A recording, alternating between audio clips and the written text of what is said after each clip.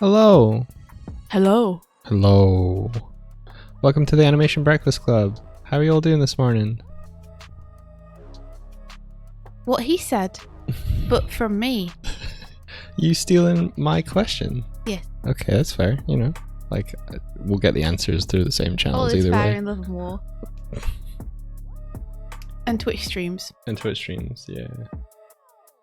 So, let us flip over to... Oh, whoa. Hang yourself on the not flipping over. Okay. I'll remain unflipped. Yeah, wait. Give me just a second to make sure that I don't have anything incriminating on my screen. Incriminating in the sense of breaking NDAs, yeah? Sure. Sure, okay. Hold them horses, cradle them within your arms. Alright. And don't let them go. Daphne and Penelope are held back. They are. Daphne and Penelope. Yeah. They're great names for horses. Come on, Daphne. Nay, she says. I'm sorry, it takes a little bit. It takes a little bit to open. And why would that be? I don't know. I have no clue whatsoever. Don't know what it could be. Okay.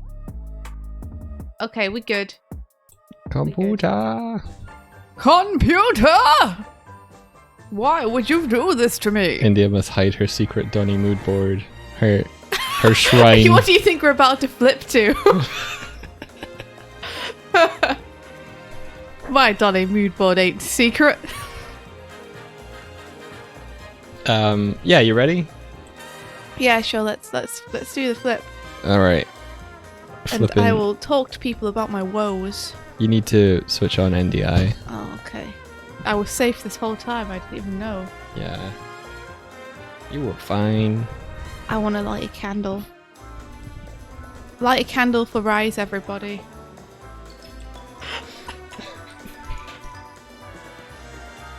I'm just checking to see whether... Yeah, we're good. Song titles are working. What you got there? A candle. Where will I find the mock-ups that you did? I believe that they are on Doig Swift. I believe anything called love. I believe anything called love. So, let me tell you guys what my problem is. I have so many.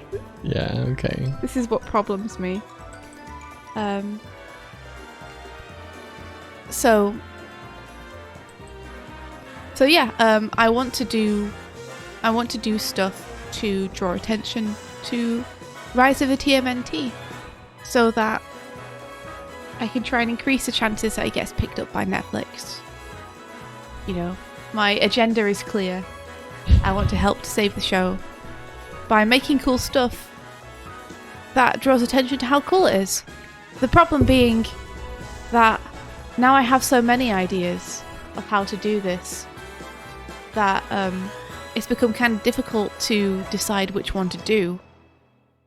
Oh, huh? So luckily, like I chatted with Mike yesterday and he kind of helped me work out some stuff.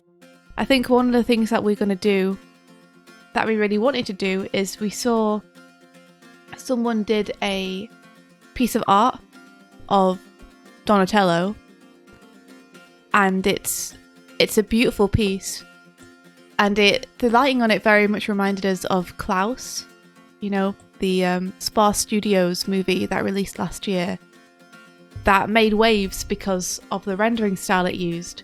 Yeah. Which was like a step above any rendering style anyone had seen used on 2D animation before.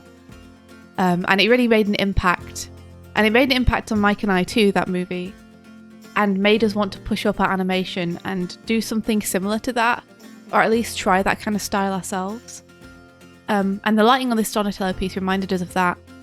And so we were thinking, wouldn't it be amazing if we did a very short animation test with like really like as good as we can make it animation. And then we rendered it in like a mixture of Spider-Verse style and Klaus style, using this like very concept artish lighting and really pushing the limits on that. And you know, getting a really nice painted background going to kind of push the show's animation further. And so that's something that we really want to do. I just haven't decided exactly what we want to animate yet. So I think that's probably the next thing that we're going to be working on coming down the pipeline, but we just need to decide what thing we're going to animate. Yeah. Like we're considering looking at some of the old series and the old movies maybe, and choosing an iconic moment that people know, or something maybe meme-ish that came from the Turtles. Something that people look at with affection from, you know, from the older Turtle series. From times gone by. Yeah, maybe doing that. We started watching the Secret of the Ooze Turtles 2 movie yesterday, realizing just how goofy they are in that series, in that film. Evelyn, you want to see the art? I actually might be able to find it. One sec. Because I think we posted it in the Turtle Room a little while ago. So if anyone's interested, I can pop that up on screen so you can see it. It'll just require a little bit of scrolling from me. I might have it in my likes on Twitter. I think Twitter might be harder to find it on. Here we are, I've got it. So this is it. Who is the artist? The artist is Flora at Float Sketch. So this is at Float Sketch's work. Yeah, isn't it a beautiful piece? And the lighting on this is like what we want to replicate. Like I want to essentially see this animated. We just need to decide what scene we want to do it with.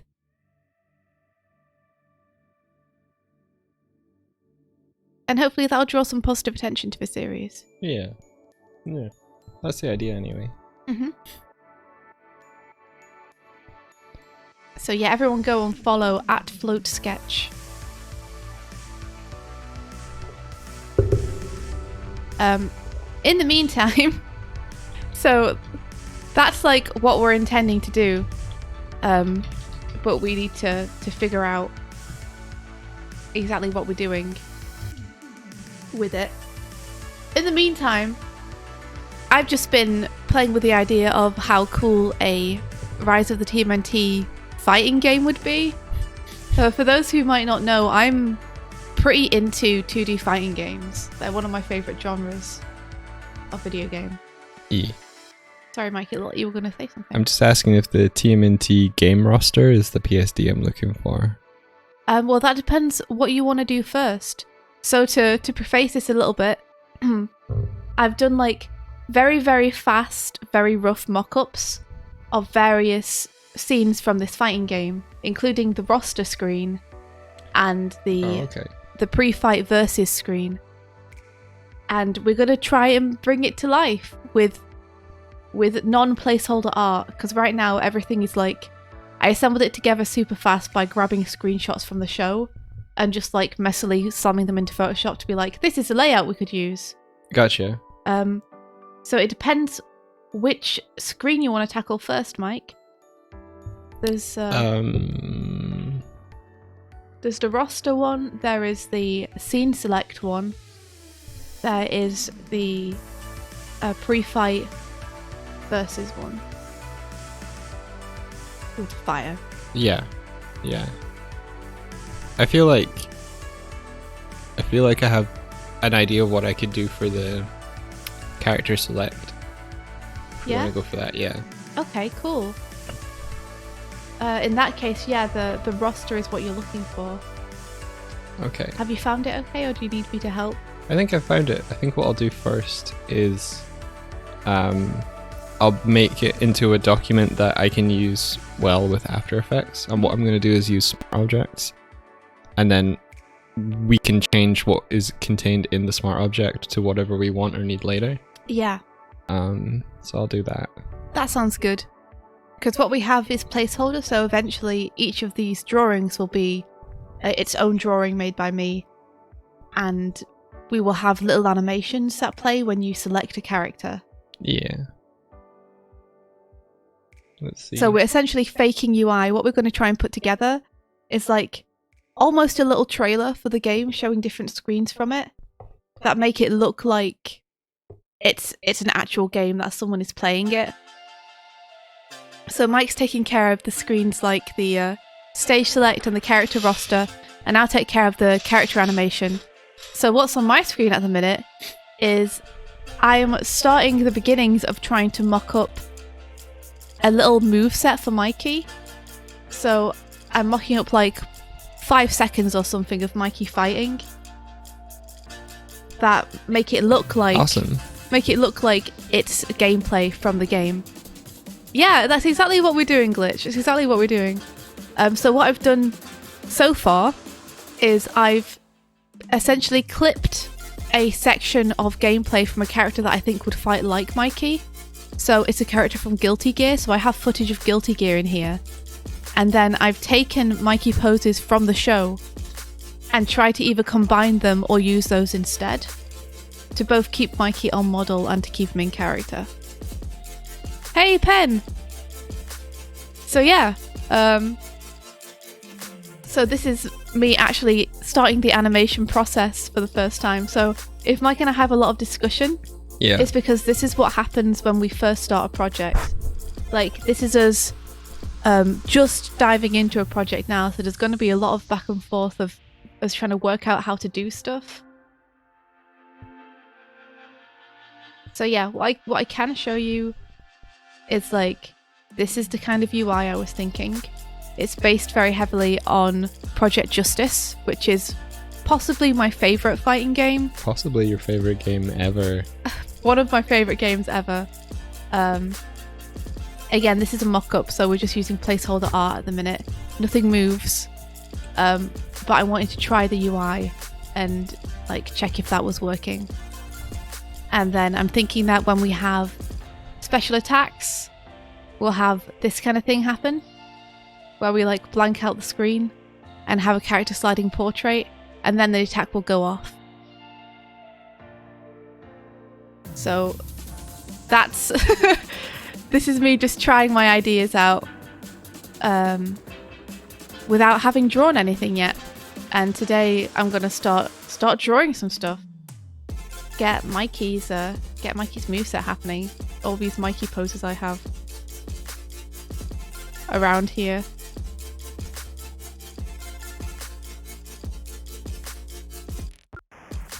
For different movesets.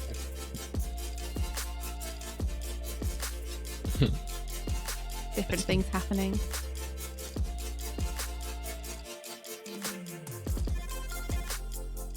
Very cool. Is Mikey gonna hop on his skateboard? Yeah, he certainly is. He certainly is.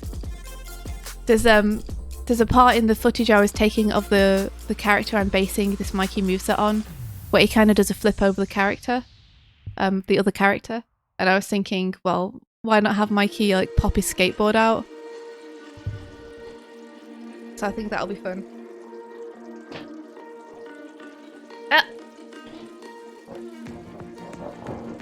All right. Oh my god, your chair. Look, I can't help it. It's a squeaky, okay? Yeah, it's a squeaky. So we have this pose, and this pose is like the ready to fight pose. And let me see if I can activate the footage underneath. I'm probably going to have to move this footage over.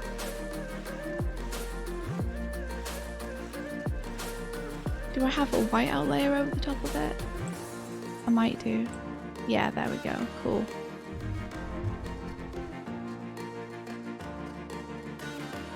Wait, it's semi-transparent there. There we go. Oh, so this footage, I should say, because it has the streamers' faces on it.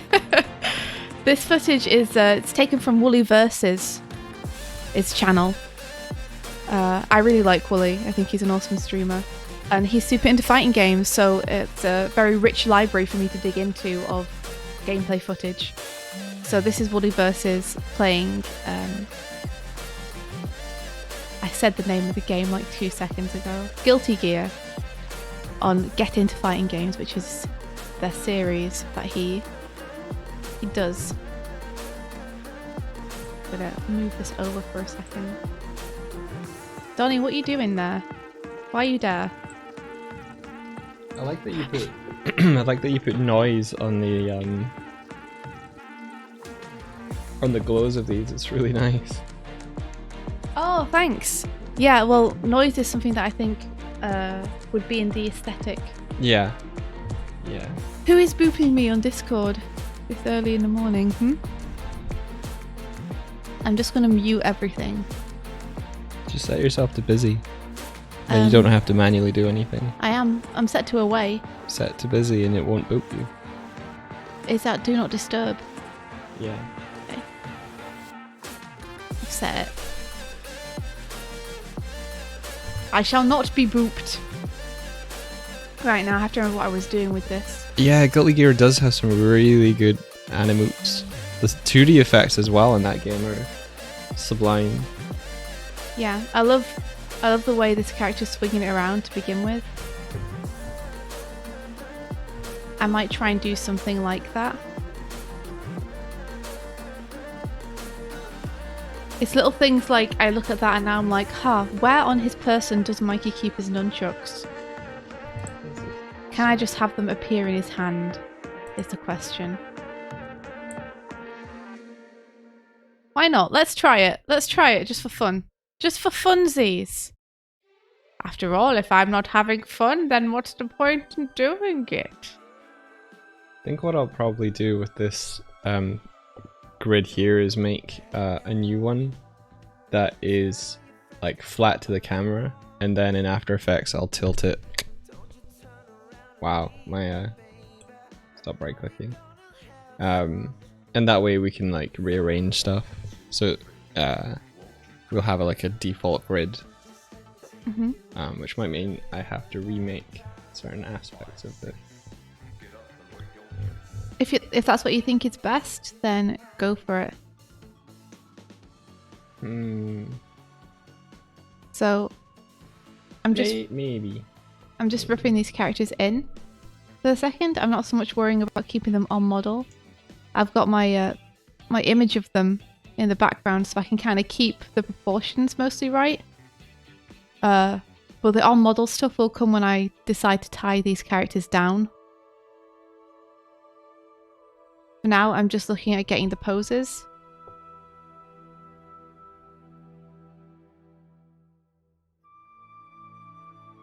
Like, roughly right.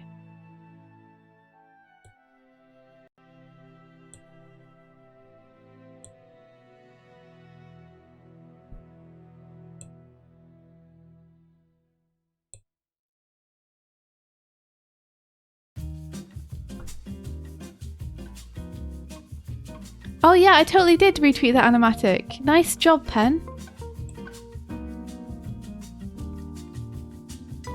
I did it just before the stream. I was having a browse while I was eating breakfast. And it popped up. But yeah, while I'm playing around and roughing this in to see if it works. How's everybody doing? How are you guys?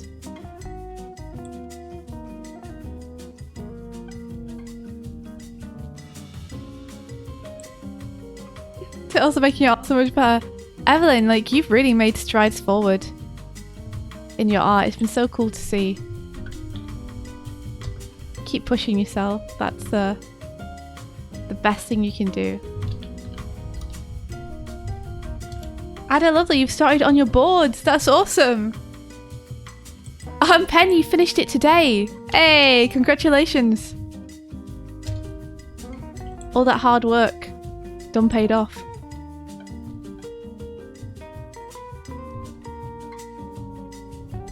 So, nunchuck swing. Nunchuck go whoosh.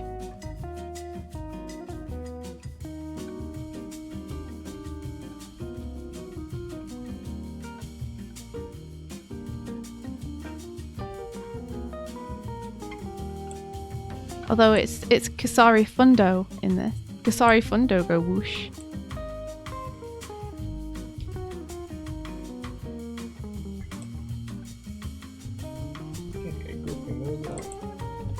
name plate.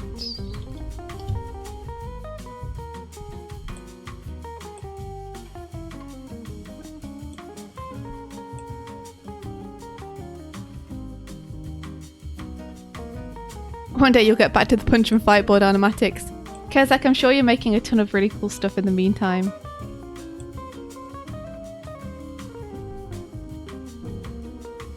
I'm a big believer in people doing the thing they're most passionate about at the time when they're most passionate about it. And if that means leaving other projects like on the back burner, then that's what it means. Yeah, you want to go into it with your best foot forward. Yeah, you want to catch that wild horse as it runs by. You know?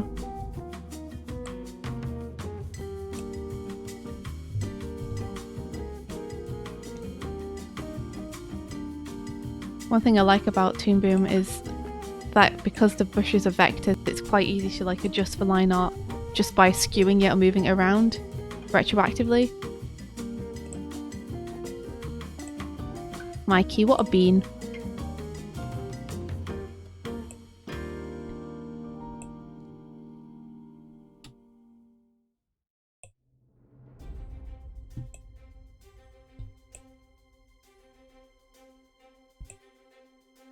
Let's see, he steps back a little bit, tilts his head a little bit. Double.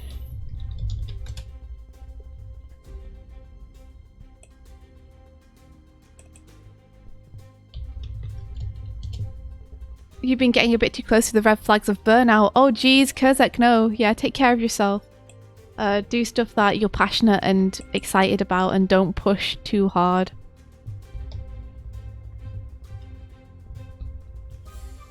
What was the challenge this week, Josie? The challenge this week is to create a storyboard based on the prompt Stalked and to try and focus on creating a sense of mood and drama with it.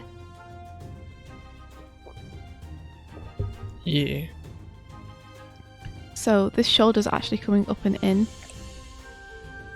while the body's stepping back, which is fun. Guilty Gear has such fun poses. That's one of the fun things about fighting games, I think, though, is like they have so few poses to sell the action that every pose has to be like fun to draw and packed with character.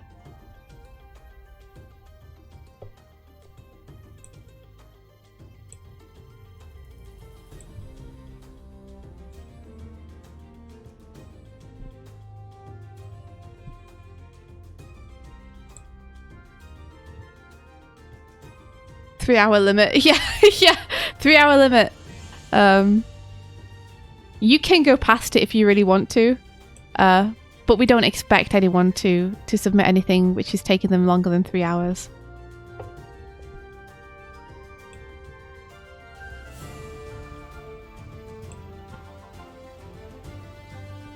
I'm gonna save out this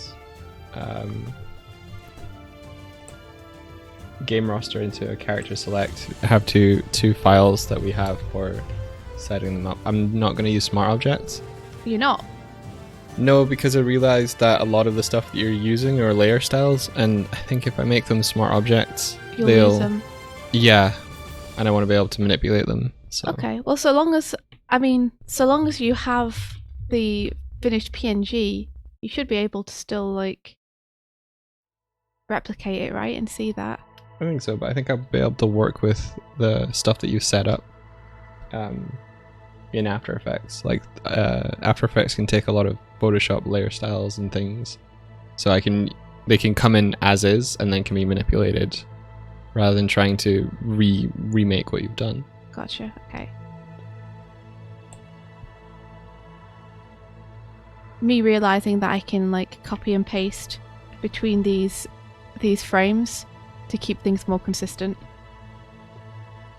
Remembering how to work in Toon Boom.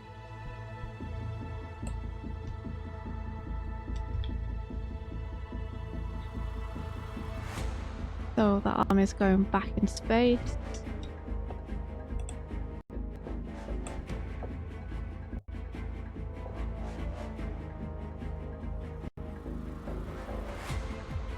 What about dramatic stocking?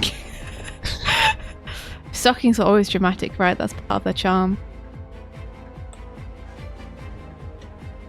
Can you ask what our day-to-day routine looks like? Yeah, you can. I can tell you what my plans are for today. So, day-to-day routine. Wake up. Stream. Usually before the stream, I grab either a cup of tea or a coffee and maybe some breakfast. After stream, I immediately begin thinking about lunch, because lunch to me is an annoying middle part of my day that I kind of want to get over with so I don't have to worry about it. So I usually have a really early lunch. It's kind of more like a brunch, and potentially a shower or a bath. And then I get into work, and I work through generally till about 8 o'clock. And then I either hop onto a different project or I do something that's still creative, but that has less pressure attached to it, like some doodles for myself. And we start thinking about food. Goodbye, God of Memes. Thank you for being here with us. Short though it was.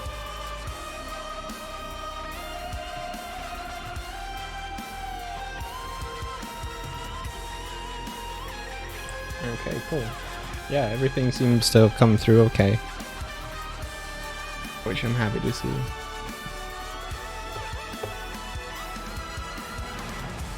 He's not stalked, boarding birds, dropping babies. Yeah, no. Yeah, Habo.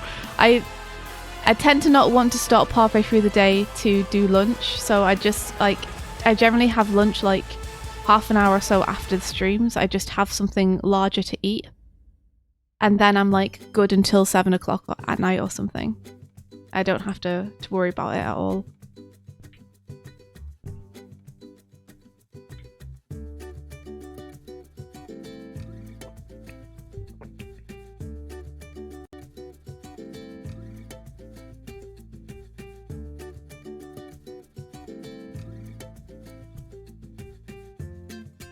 Okay. Let's see what we had. I feel like this foot might be rotating a little bit.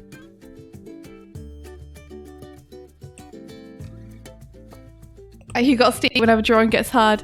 Habo, big mood. I do that too. Whenever I'm like having a particularly bad time with the project, I always end up like snacking as a way to avoid doing the work. I'm like, I'm really hungry, I've got to go and get something to eat, and then watch a YouTube video for 20 minutes.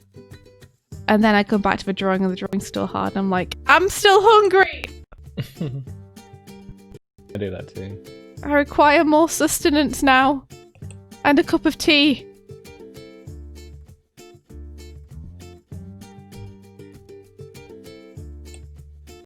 Eating is my distraction from work. Or it's what I use to deliberately procrastinate. I do that a lot with cups of tea. I get a cup of tea and then I'm like, well, I can't drink and draw at the same time. It's too hard, so I have to like, I might as well just take 5 minutes and sit and have my tea.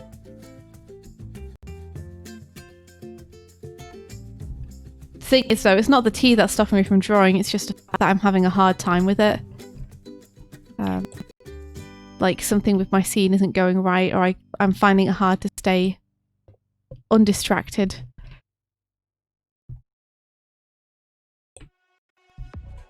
Whoops. I went the long way to the wrong place. There we are, that's where we were.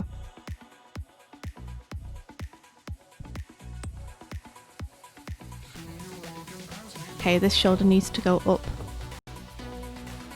Shoulder go up, shoulder go down, contrapposto.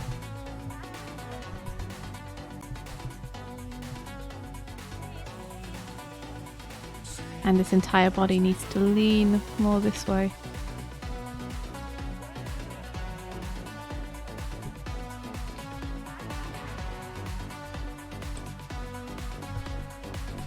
Lean more lean.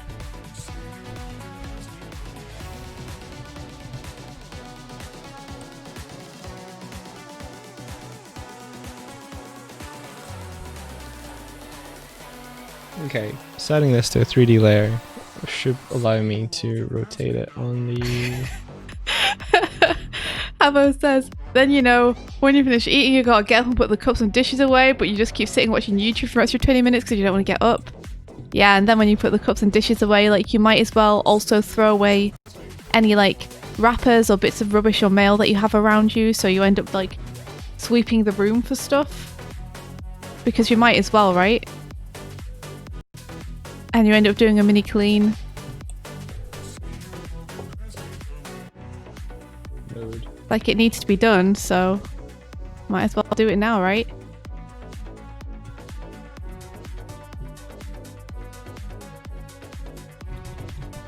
Yep, that's the artist is doing chores as a way to to avoid doing the actual artwork because the artwork is giving you a hard time. So true though.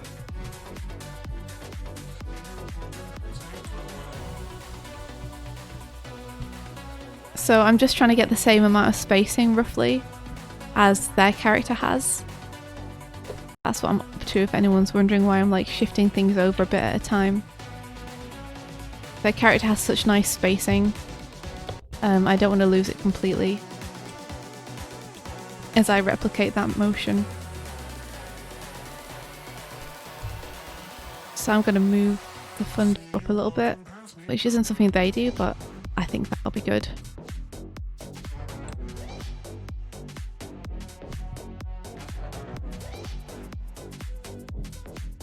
There we go, I think I've replicated your angle. Good job.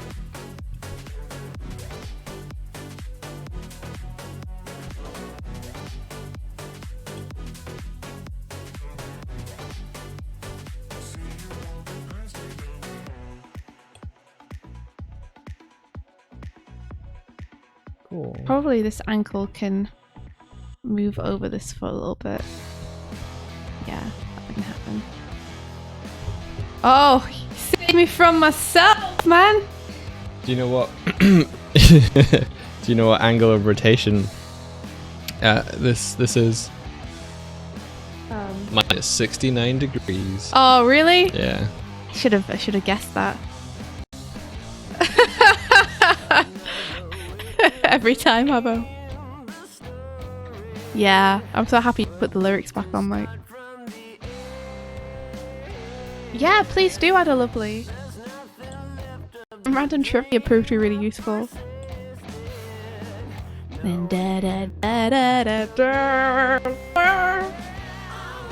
Save me from myself.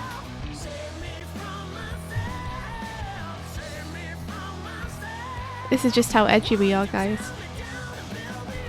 Save me from myself. Hey there, Spoon Player. How you doing? You faring well? There we go. We got that pose. Wow, interesting. They pretty much only move the back arm in this pose. I bet everything else is like slowing out. I just can't tell because the camera's moving. I'm hoping with my dad soon. Oh yeah? How soon? I'm not sure how soon. Maybe this weekend? Cool. We'll see. Oh, need to save this. For myself. Save me from myself.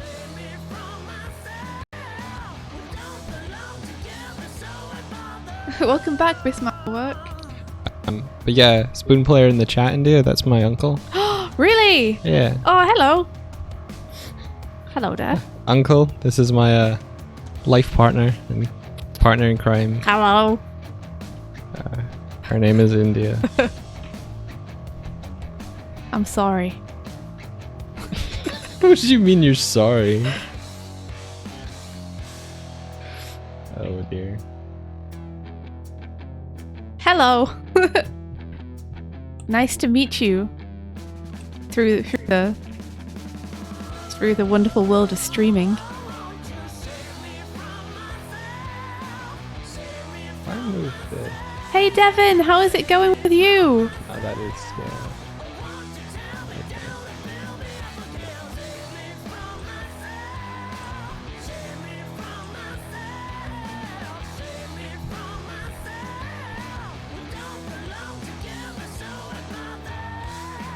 I'm just gonna guess at what's happening with the body here. I think it's probably something like this.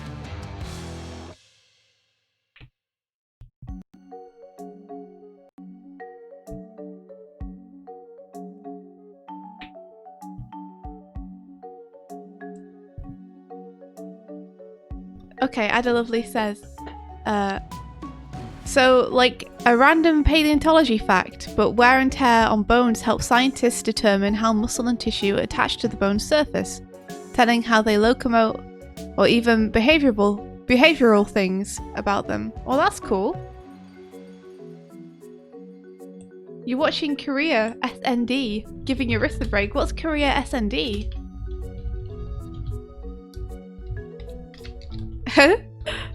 The uncle is asking when you back on with Bloodborne. Yeah. Potentially this weekend? Yeah. Exciting.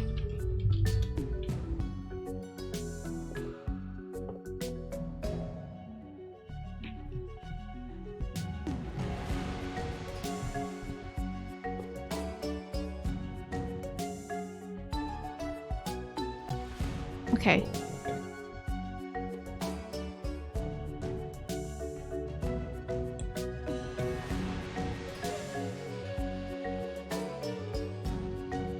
Okay, that's a little bit more of a move than I'm making it.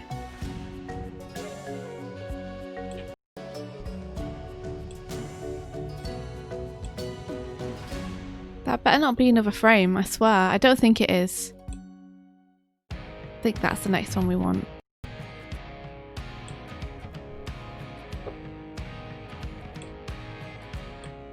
So it's another small one as well. The first issue I'm trying to fix, if anyone's wondering, is that when the character select goes to each one of these squares, I imagine in my head that the shape of the selector is going to change depending on which one it's selecting. And because the boxes are in perspective, I'm creating an asset that is angled away from the camera. So hopefully when I move it across the surface of that, this new selection box, let's make it less opaque. Sorry, more opaque. And give it a nice color. Ah, night glitch. Ice block heat. Are we making a game? We're making a game mock-up. So it's gonna look like it's a game. It's not actually a game. It's not actually, because we don't know how to make games. All we know how to do is do art and animate. So we're using what we have. Ada Lovely says, the Carnotaurus, specifically scientists found out that it had a pathetic bite force, but could move its jaw real fast. So they concluded that how they hunt is to strike hard and fast, then stalk their prey and follow them until they bleed out and are too exhausted to get away to finish them off. So, hehe. I see how it links to stalking now. That's really cool. Isn't nature fascinating? I love this stuff. So interesting. Hey, India. Oh yeah? I think I got it to work. Oh yeah? So the orange boxes are going to be our selector. Nice. And by get it to work, you mean it moves? No, what I mean is it changes shape depending on which box it's selecting. Oh, nice job, dude. Little things like that I wouldn't even think about. That Mike has to handle, you know? I literally just explained that's the problem I was solving. Yeah, so say we want to select. Yeah, this way I don't have to like reshape or pick it or whatever. I can just sort of like move it via X and Y, and it should work. Also, guys, big excitement for anyone who is like me, a TMNT fan. Anyone who isn't, thank you for your supreme patience with me talking constantly about this series I love. But exciting news from me is that I am commissioning a figurine and it's starting to move forward. Like, payment is about to change hands. Reference of character is about to be gathered. I'm very excited. I want to make an incredibly cool figurine to show like how cool the figurines and action figures of the characters could look. And what I wish they would make of the entire cast.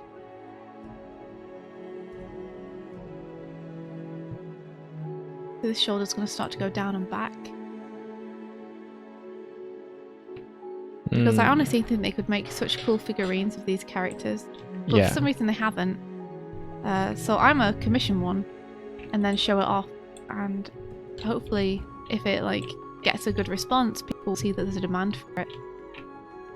Maybe it will spark some conversations. I don't know. It's worth a shot, right? And plus I get a pretty cool figurine out of it, so... I think so. Yeah, I'm really excited about it. I've never commissioned anything so big before from another artist. And it feels really nice to be supporting another artist, you know? Yeah? Yeah, it feels nice to be supporting independent artists, and it feels nice to have like to be excited to receive something so cool. Okay, I figured out the right values to shift. Cool.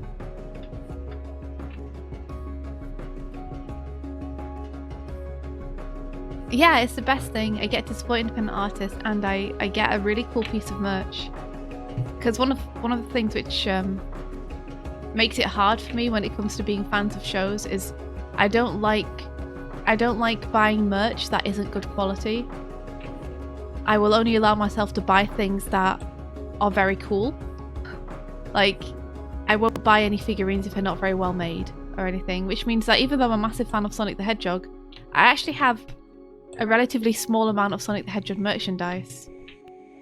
Because everything I have is either given to me as a gift, or it's something I've bought because the quality's been good. And there's not that much good quality stuff out there because companies want to make cheap stuff so that they can, you know, buy low, sell high. Yeah, they want to be able to profit as much as possible. Oh, Miss Mama Work, that's so cool. That's super cool of your mum. What a good mum. It's a 6 meter tall statue of Donnie. Oh, jeez. There's not enough money in the world, Tib. Also, I don't think I would want a life-size statue of anything. I feel like that would be kind of creepy. It would freak me out. There's something about seeing cartoon characters with life-size proportions, or at least like human proportions, like human height, that really drives home how weird their proportions are. Because you can stand next to them or see people next to them. I still remember that when we went to Japan, there was some Evangelion life-size statues. Well, yeah, I guess they were supposed to be like the height of teenagers. Yeah. But they weren't. They had such tiny heads and tiny waists, and it was really strange. And they were like so weird to look at. Also, wait. Yeah. Tibbs didn't say 6 foot tall statue of Donnie. She said 6 meter tall statue of Donnie. What? And is that smaller or bigger? Bigger. Oh, much geez, bigger. that's Like humans are about 2 meters tall. Oh no! Like a Gundam. A Gundam Donnie. A Gumdon. Yeah, that sounds. If life size is terrifying, then Kaiju Donnie sounds even more terrifying. 6 foot is about 1.9 meters. Oh my gosh! So it would be like 30 feet tall. That's... Oh my gosh, can you imagine? I mean, actually, Donnie Mike sounds kind of cool. But if it was just a huge Donnie, that would be so freaky.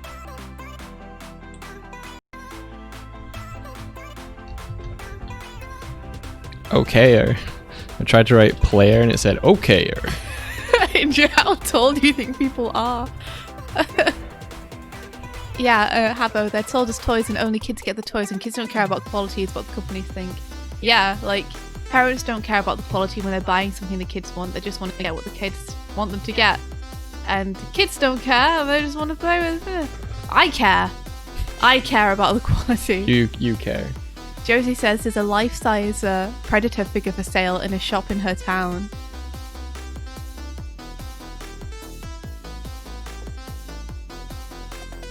Is this music person saying Donny Donny as well? I don't know, I didn't hear them.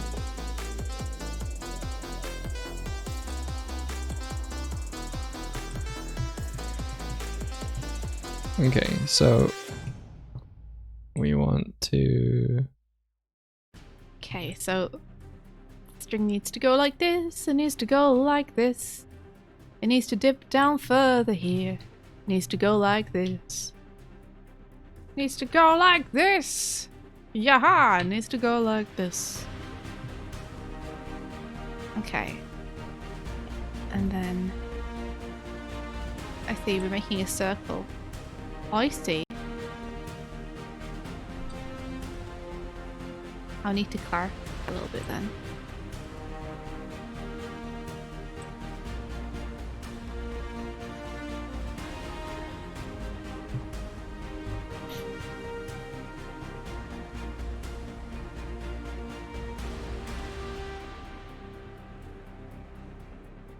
So we're going to start moving Michelangelo backwards. I rotated his head too much. Like a fool! Okay, and then I want the fill to be transparent.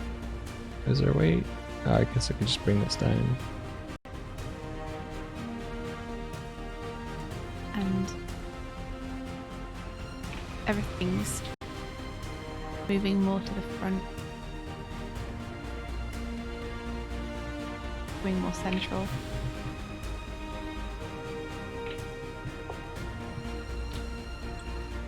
The shoulders dropping. The shoulders coming round.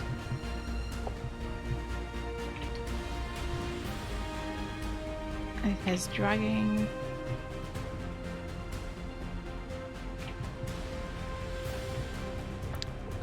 Tib, I'm working on the character select screen for a mock-up of TMNT fighting game, and India's doing character animation for a TMNT fighting game. Yeah, I'm doing the move set. Mikey's doing the everything else. Right now I'm just making it so that we can have two character selectors that can use this board as a character select. Are we sponsored by TMNT yet? Oh man, I wish. Can you imagine? We'd make so much money. If I got 50 cents for every time I said Rise of the TMNT, I would have like $17. I think you would have more. Unless you mean from now on.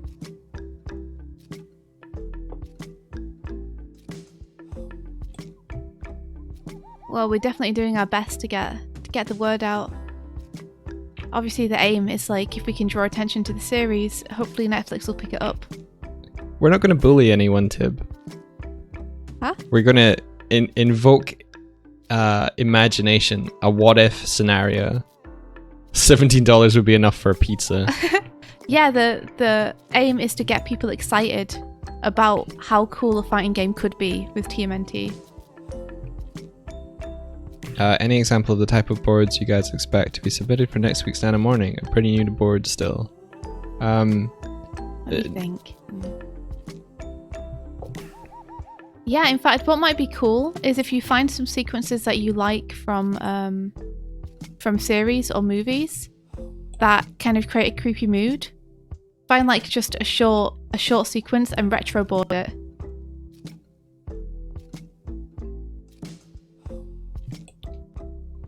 Because everything I would think of to point you toward would be a sequence in a movie or series which is done well, and then to just find the boards for that. I'm not sure how many boards are available just out there in the world, so retroboarding is a good way to like work out how that would have had to have been boarded. The thing is, not a lot of animation does like horror / thriller / tense stuff. That's part of why I think it's kind of cool to do it. So there aren't too many examples I can think of animated boards that do that. Monster House would probably be a good one to look at if you can find the boards for that. That does a really good job of getting a horror tone across.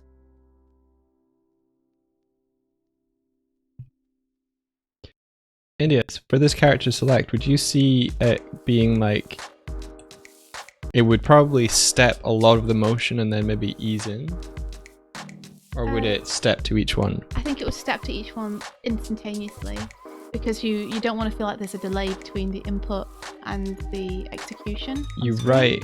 Maybe then overshoot?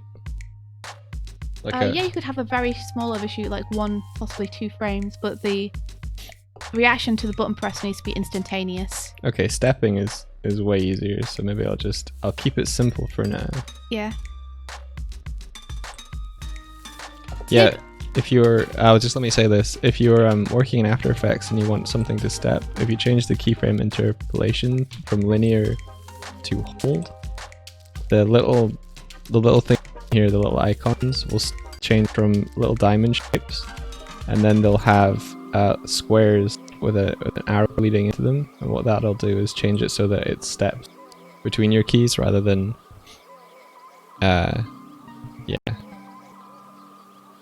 yeah. Yeah, I'm done. I'm just I'm reading Habbo being like, how do you change it, but I don't know what he's referring to. Clarify, and we shall clarify. I was gonna say, Tib, why is it like a cult or a bad thing to be into a series and want to make like cool stuff to do with it? Like, it's no bad thing to enjoy a piece of media. Like, I love the Turtles and I love Rise. I think it's an amazing series and it's got incredible animation and really good character writing. Me enjoying it is no bad thing. And people wanting to make art and stuff of it is no bad thing either. It should be something we can all celebrate together.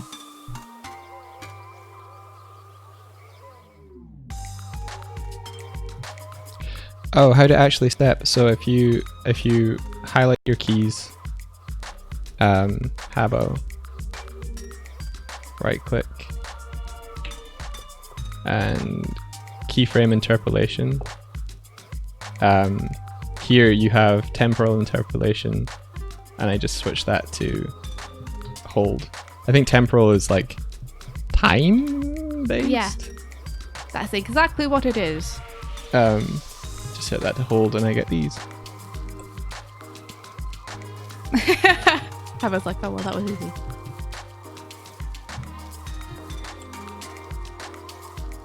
I think there's a graph editor as well.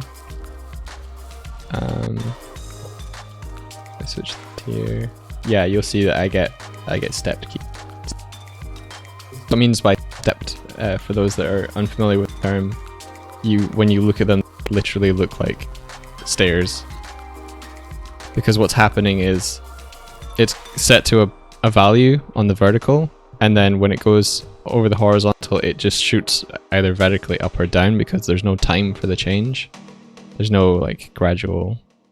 There's no steps in between, no values in between, and so you get. I'm not sure I can zoom in anymore. Oh yeah, I can. There you go. Like boopity boopity boopity boopity boop. I got confused for a second by the animation, but I Big no to graph editor, Habbo, but no, graph editor good. Graph editor easier to see how things change over time. Graph editor is frightening. It's very scary and intimidating. But then again, the only graph editor I really have experience with is in Maya, and that was very scary.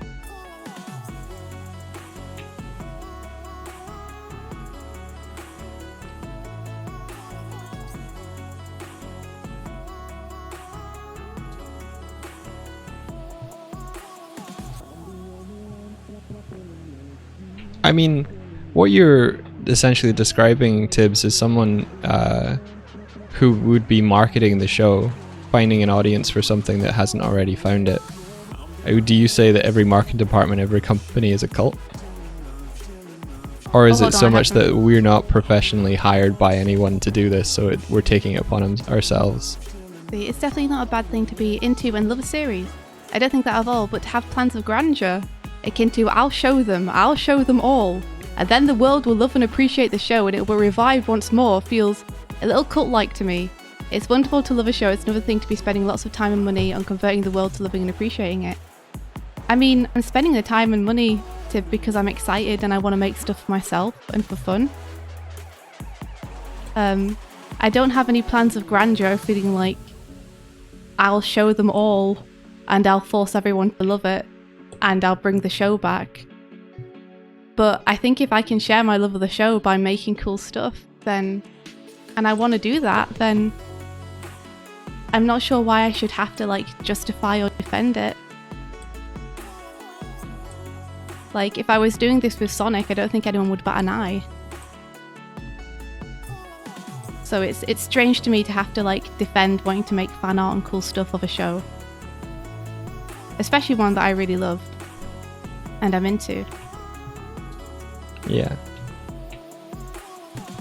Like, don't get me wrong, I don't feel like I can single-handedly revive Rise, but I do think the show was treated badly, and I think making cool stuff and sharing it is what I've always done for stuff that I love. You know? Yeah, every Fan Art Friday. Making stuff for Grumps, because I was super into Grumps, is what got me to work with the Grumps, and what got me all the work that I have now on music videos. Making Sonic stuff is like also kind of what got me hired by Patrick. With that animorning stuff I did. All this stuff I do for the stream, for animorning challenges, I do because I think it's fun and I want to do it, and I enjoy doing stuff without necessarily like needing it to make me back money or anything.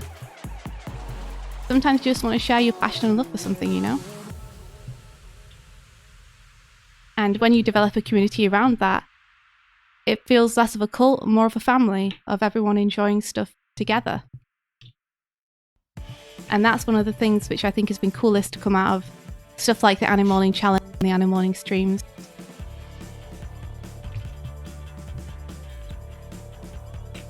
And it's also one of the coolest things that's come out of me discovering Rise and enjoying that with people, is now I've made a bunch of new friends who are all super into it.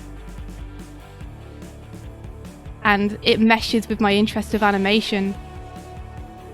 And it just feels awesome to be able to enjoy this with people, you know?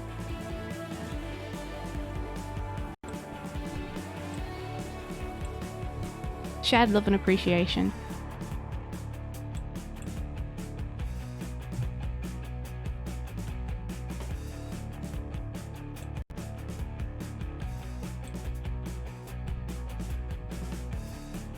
Tip, why would it give you concern to hope it gets seen by Netflix? And also to clarify, I don't think people are wrong to have bad opinions of it. People can have whatever opinion of it they like. That's totally fine, but I do think a lot of the opinions people have are formed without them actually watching the show. And that's the concern, is that there was a period when the show first came out where people deliberately tanked scores a bit because they were annoyed that the show looked the way it did. But anyone who's watched the show is of course able to have whatever opinion they want of it. I'm not 100% sure where you're getting the thought that it's not okay. You know?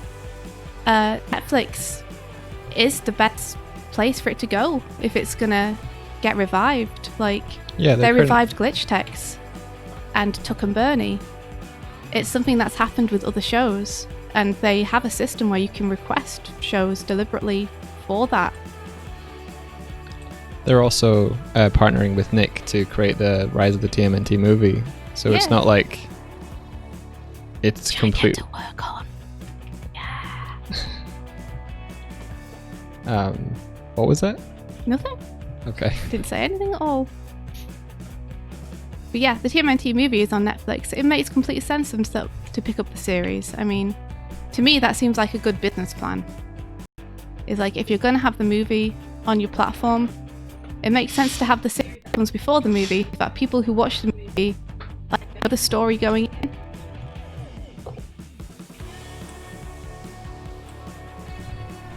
Yeah, it definitely makes sense. Otherwise, it would, like... I mean, the movie is probably going to be able to be standalone. I remember an interview them saying where it's like, it continues the continuity, but it can also be viewed on its own, but there'll be more anticipation around it if people have seen the series leading up to it. On the same platform, the same audience, have the same accessibility. Yeah, I think mean, obviously I can't say anything about the movie itself, but what I can say is I think the movie would do much better if people had seen the series first. Yeah.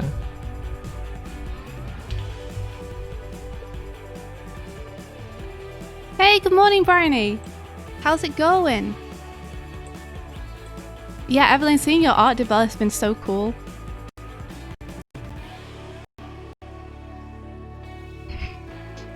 Bert says, I could wear a hat.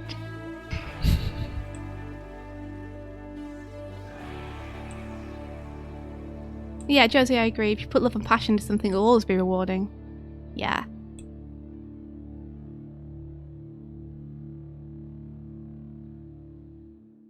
What's on the stream today? We are making a game mockup, Bryony. One of my favourite types of games are computer games. And one of my favourite types of computer games are fighting games. So we're making like a mock-up of what if Rise was a fighting game. Because I want this to be a real thing. And so, girl can dream. I want to show how cool I think it could be. Did I just say PC is better than consoles? What? When did I say that? Wait, what?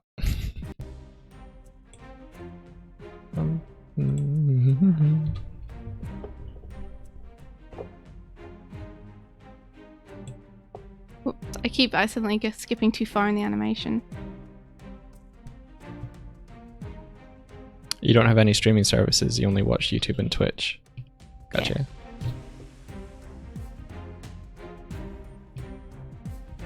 I think if you're in the US, you might be able to buy episodes. Did I say my favorite game? YouTube. Did I say my favorite games are PC games? I thought I said my favorite games are computer games.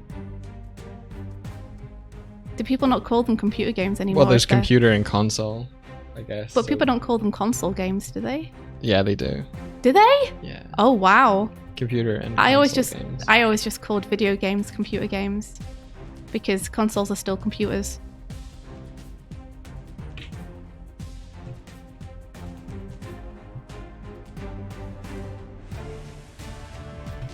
Let's see. Tib says, once again, I'm not saying anything bad about you working on these projects. I just get concerned when I've seen you two use language like it's objectively good. I want to support you guys. I'm sorry if what I said sounded like I'm criticizing you. I don't want you to think I don't appreciate your passion. I love you both, and I know you have good incentive to do what you do. Sorry you said anything. Tib, you're fine to share whatever opinion you want on these streams. You know that. Like, you can like or not like something. That's totally fine. I'm not sure what's concerning about using the term "it's objectively good," though. Like, maybe yeah. just the fact that it doesn't feel like it leaves room for people to say it's objectively bad. Well, people can say it's subjectively bad. Someone can be like, I don't appreciate the humor, I don't appreciate the writing, I don't appreciate the I don't appreciate like the animation style, I don't appreciate the character design. And I'm like, cool. Yeah. That's fine. But if you take a stand back that's not subjective and be like, does this character's design feel appropriate to the character personalities? Yes. Is there character arcs in the overall series? Yes. Is there character development? Is there meaningful storylines? Yes. So yeah, I mean, that's what I mean. I mean, anyone is welcome to have whatever opinion of anything they like. on this stream when it comes to stuff like media. You included, Tib. It's totally fine. I think it's just concerning for us when our friends tell us they're concerned about us, especially when it's something like us liking a Turtle series. It's concerning to feel like people are concerned about you, if that makes sense, because it kind of does feel like you're doing something wrong or worrying. You know, just by proxy, if someone says they're worried about you because you like something or because of the way you're enjoying something, it's obviously like worrying to the person you're saying it to as well. So I'm trying my best to understand like where your worry is coming from. You know, I want Turtles to be something that we can all enjoy together. And, you know, I was hoping that you'd enjoy the series too, but it's okay if you don't. Like, never feel like you have to. Like, people are welcome here whether they enjoy Turtles or not.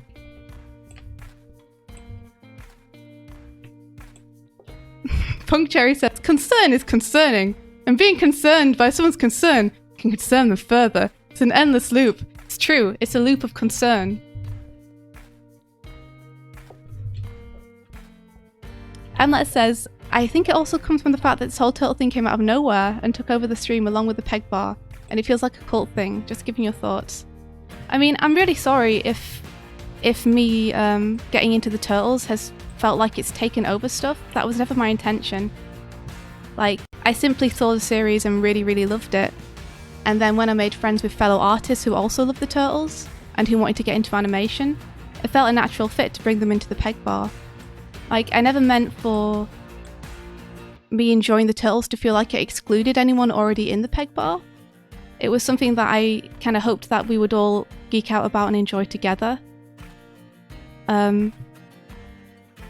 Yeah, it was never meant to feel like it took over or that it came out of nowhere.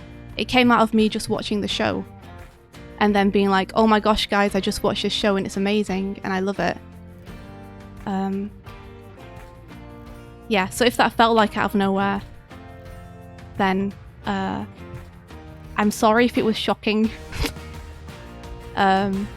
It's kind of like I discovered Sonic, you know, at this juncture in my life. The only difference being I've been into Sonic for years because I discovered Sonic when I was a kid. Well, I only discovered Rise a couple of months ago. But in my opinion, it's the best series I've seen in many years, so I just want to share that with people. I want to share that with my friends. I want to share that with my animation friends and, you know, just enjoy it together. I'm applying the glow as a layer style. Hello, Drop Tap. Cool. It's a layer style.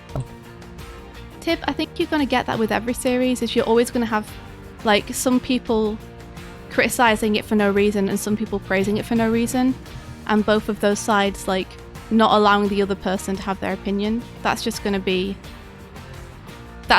a part of the discourse. I think it's more so a part of the discourse with Turtles, just because of the big hubbub that happened when it released. You know, because of the amount of criticism it got from people who hadn't seen it. So people are a bit touchy about that now because the series was essentially artificially tanked deliberately by people who were kind of bitter about it not being the same as it was before. I saw an what was it? A video that was released prior to the release of the series by, I think, Nerdist maybe, which is a high-profile entertainment, you know, journalism, whatever. And the biased slant that they gave, based purely on the initial concept art, if you look at the comment section, there's 2,000 people who were actively biased and riled up. Well, I think at a time it was trendy to dislike it. I think that's part of what it was. You know, it was like a bandwagon that you could hop on. Yeah, and I feel like that initial surge of hate was unwarranted. And for any creators that are trying to strive to make their own original works, for me it's like the unfairness of that feels really unsupportive. So anything that I can do to help or support, like to counter that, I feel like is a worthwhile cause. Yeah. I think it's nice to have some positive voices, like, about the series. And I'm using because it's terms been like so- worthwhile cause, but I do genuinely believe that what the creators were doing with the show needs to be supported. Like, yeah, it's admirable. But I think it's just nice to have positive voices in that sphere because it's been waylaid by negativity for so long. Emlet says, I like money a lot, so you working on this stuff for free is, yeah, my money mind is saying, oh heck yeah, they should be sponsored for doing this free marketing. But you've also done stuff for other properties, so yeah, like we've done a ton of stuff for like Legend of Zelda, we did Slamantha opening for Ross just because we felt like it and thought it would be cool. I've done a bunch of Sonic stuff, I've done a ton of Game Grumps stuff, like I just do whatever I'm into at the time, so this is nothing new. India put out that AMV that she made to showcase like great animation from the show, Yeah. and someone reached out to her to say, can you make me one? I'll pay you. So it's a good example of put out the stuff that you want to make can lead to like job offers and work. Yeah, like I've you know me guys, I've never been in it for the money. I'm in it for making this cool stuff I want to see in the world. Mike, however, Mike can figure out how to monetize stuff. I'll just figure out how to make stuff that I think is cool. You want me to make money? Well, don't worry, like I'm being paid okay at the minute. I have some storyboard work I'm doing at the weekends. I've got night stuff that I'm doing full time. I now have an editing job on the side, hopefully.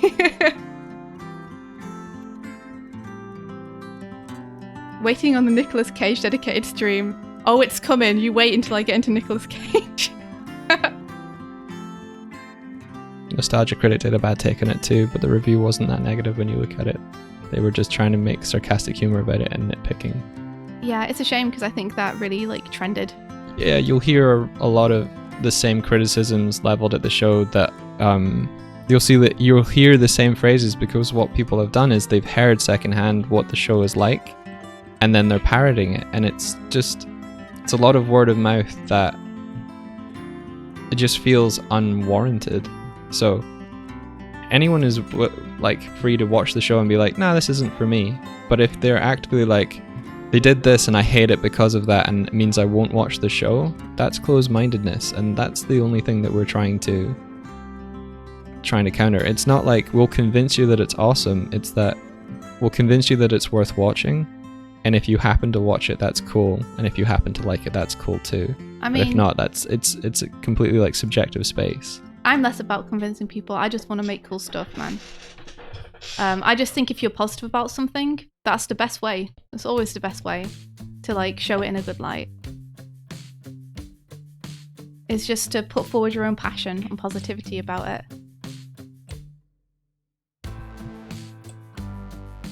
Like, I definitely don't think it's worth trying to counter anything. You can see that even me and India don't agree on Yeah. the sort of stuff. We both have we always have different objectives, you and I. Yeah. But luckily our end goals often align. So even if the intention doesn't...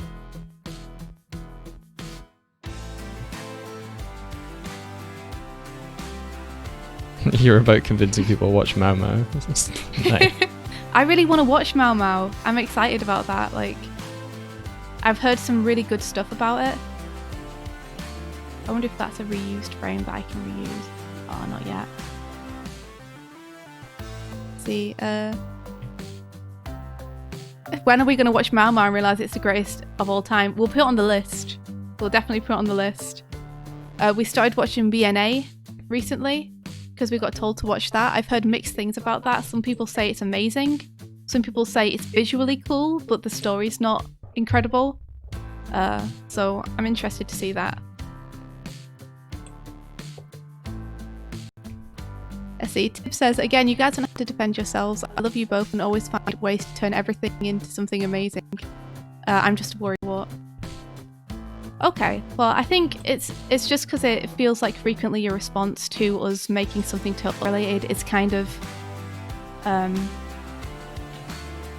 not guarded, but there's like an edge of negativity to it, and that kind of worries me a little bit. It worries me to worry you. Like, I get a little bit confused because I'm not sure. Like, I'm not sure what's worrying about me enjoying something, but like, noted that I want you to be a part of like anything that I enjoy. I always want to bring people into. So like, I definitely don't mean to worry you if that's what I'm doing. I also think there's no need for you to feel negatively about something that's like very innocent and should be very fun. So just know that I'm here for you, and it's okay for you to feel however you feel about it. You know, we're always going to appreciate having you around and on the streams. No matter what. Okay. But I definitely do want everyone to feel welcome in the peg bar. So if like me liking the turtle is making people feel awkward in the peg bar, then let me know, and you know, I can move that somewhere else if it's a problem, I guess.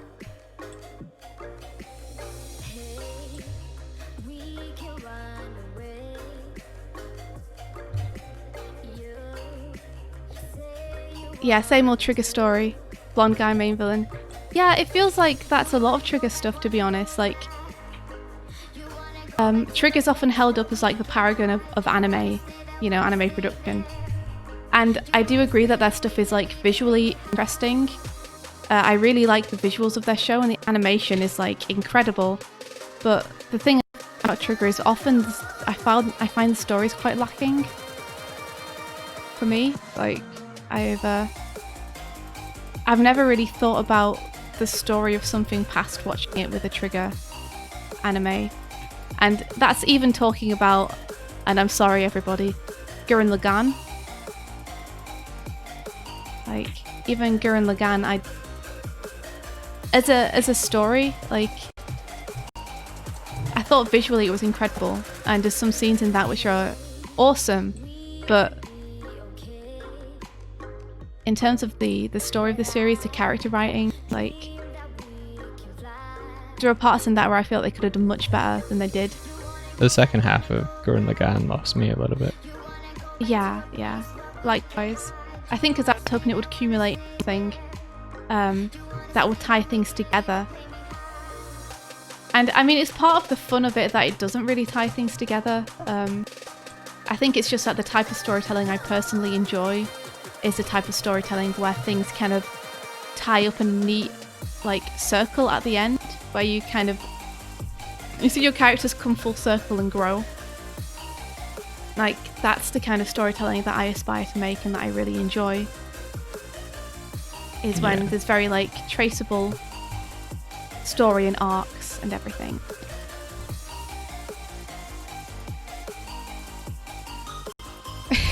Gurren Lagann is crazy. I don't remember much from the story, but it was at least way more comprehensible visually inspired by some promare. I'm like, yeah, I guess. Yeah, they're very similar, aren't they? Like, in terms of visual spectacles, but story-wise, like, kind of difficult to stick together. I think that's part of Trigger's thing, though, is like, they're kind of like, feels like there's a certain aspect of screw story convention, screw story structure. We're going to do what we want because we want to do it and because it's cool. And I think it's kind of cool that they embrace that. It just means that it's not the kind of storytelling that really gets me pumped. Mm-hmm. Sorry you're doing a lot of the talking today. I'm just really focused on... Okay. It's like, just... others. I want to be able to converse with chat. Yeah. Okay, cool. We've got placeholders for the selectors now. Yeah, I enjoyed Premiere visually. As a movie, I don't think I would like watch it again. I might study some of the animation scenes in terms of looking at how they were created. But I don't think I'd be like, I really want to watch Premiere again today. That story, man, it just hit me right where it counts, you know?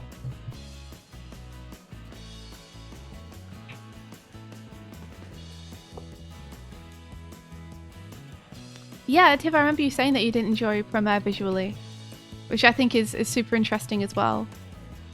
To me, the visuals are kind of the redeeming thing about it. But I think if you don't enjoy the visuals, then there's not that much there for people, you know, to enjoy.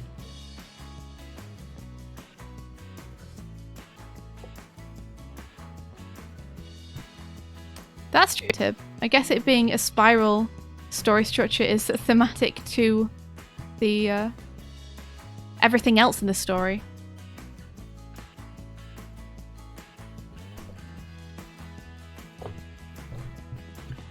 But yeah, just not my bag.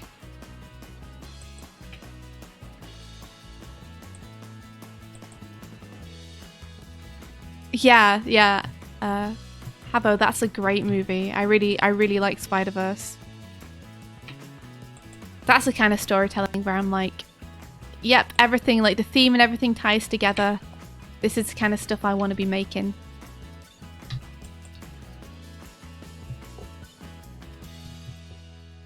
Is this still text or is this not text?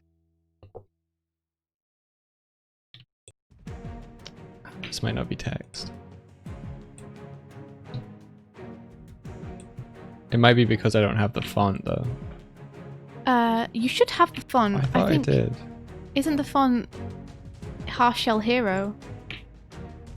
Yeah, I thought I had that. Yeah, I thought you had that too. I thought I remember you downloading it because I remember you asking me what the font was before.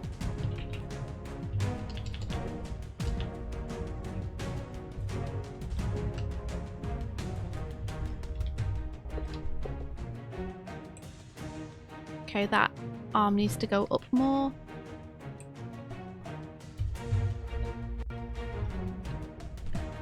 I tell you, one of the reasons it's nice to do this is because I've been intending to study fighting game animations for a really long time. So it's nice to finally like have this excuse to do so. Actually sit me down and break down frame by frame how these work. Yeah, you never do anything selflessly. What? Said you never do anything selflessly. There's No, always a hidden benefit to you. Oh, 100%. That's why you're so clever. I'm not clever. Like, there's no cleverness behind it. I simply do what I want to do because I want to do it. Which is the most selfish thing in the world.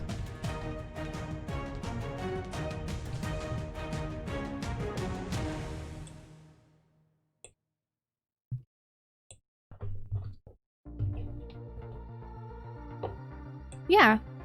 Mismama work, that's totally true. Like we were saying, with all different things, people can agree and disagree, and that's okay. That can be interpreted differently by everyone. Habbo. I mean, this animation will be a study of Guilty Gear's animation, pretty much, because as you can see, I'm pretty much just doing what they're doing. So you'd probably be better to study the source material itself, because I'm sure that I will fudge up some of the nuance of this animation. You know.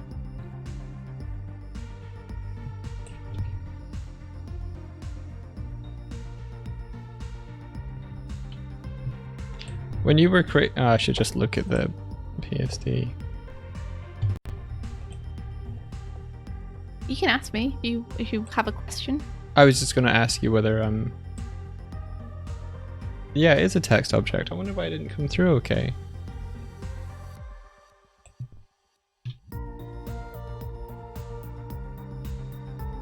Cancel. Maybe it's because it's skewed. Why?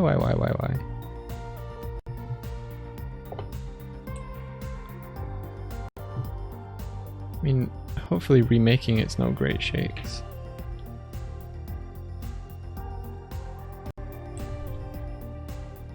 Maybe there's a skew. You still have that India flare. I can't get rid of that. There's no way.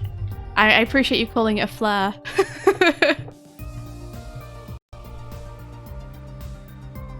It is cool how I feel like every animator does have something in their style where you can tell it's them.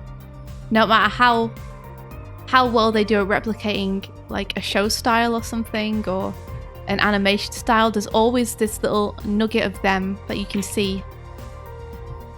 You know? I feel like every time I see a Habbo animation, I can tell it's you. Every time I see a Spencer 1 animation, I can tell it's Spencer 1.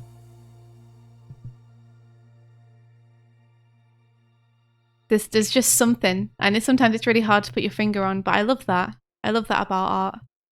Yeah. I thought there was a transformy. Wait, I think there might be.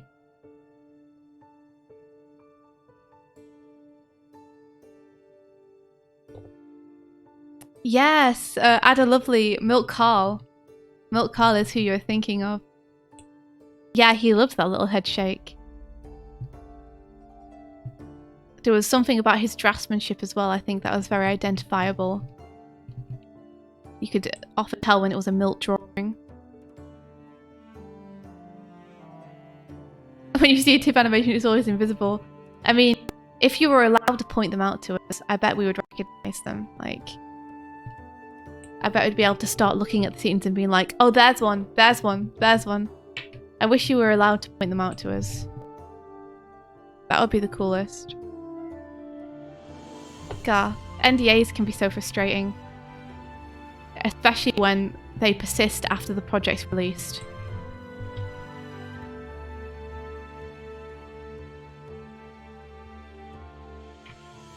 Sophistication's totally a word. Heck yeah.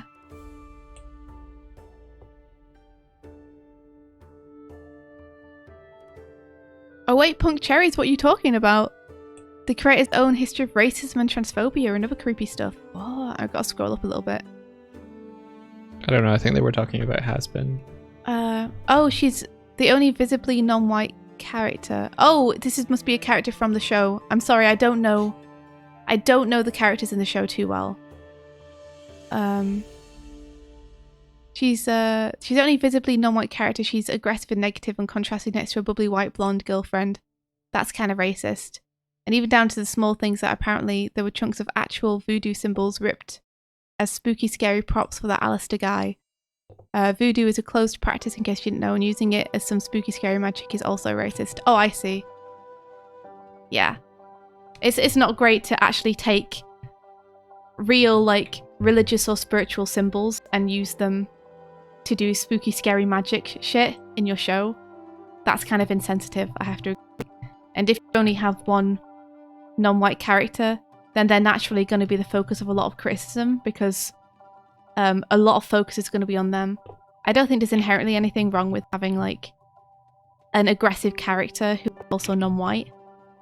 Like, I think you can have non-white characters be any kind of character, but I think if it's the only one in the show, then it can be a little bit it's just going to have a lot of criticism leveled at it, you know, because they are carrying the entire representational weight upon their animated shoulders.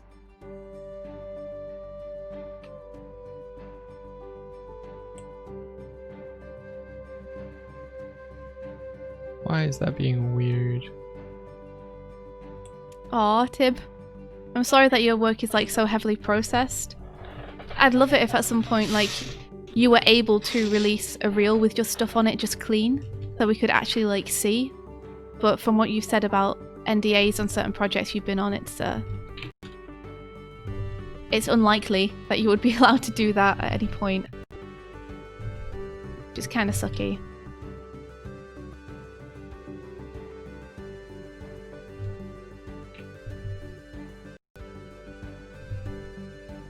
If we see any ocean animation in future, you'll have to assume it was yours.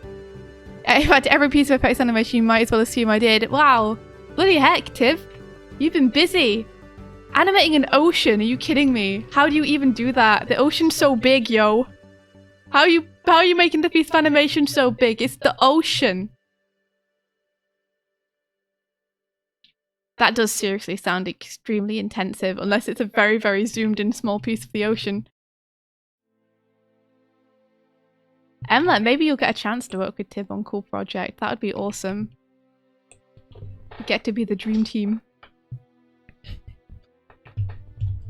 The whole thing! The whole ocean! That's too much. It's too much effects. I'm gonna be looking out now for any ocean shots. because I am like intensely curious about that because that sounds intense. Ba-dum-bum-bum. I hope it wasn't a stormy ocean. That would be even more intense. Can you imagine? Like in Pinocchio with the whale. And I'm like, someone drew that. Can't believe someone drew that. It's inhuman.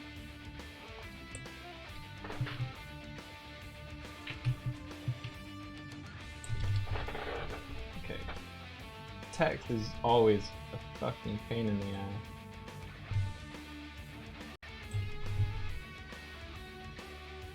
I think this stuff going on with the racist stuff Emlet in chat right now is people talking about I think they're talking about Has Been Hotel and the way characters are represented in that show. I do think it's always a good call to have people involved that are people of colour or, you know, non-binary people or people with like trans people or like just a whole range of whoever you're representing. It's good to have those people either look over your project or be on board with it so you can get, you know, you can get the feedback directly from the people you're representing. For sure. Sadly, there are no turtles I can talk to about this animation, so I'm just gonna have to hope that I'm representing turtles in a good enough light.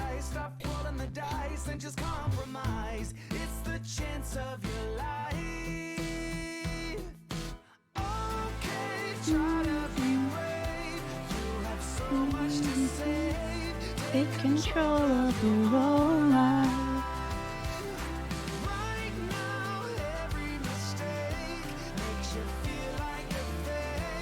Take control of your own life.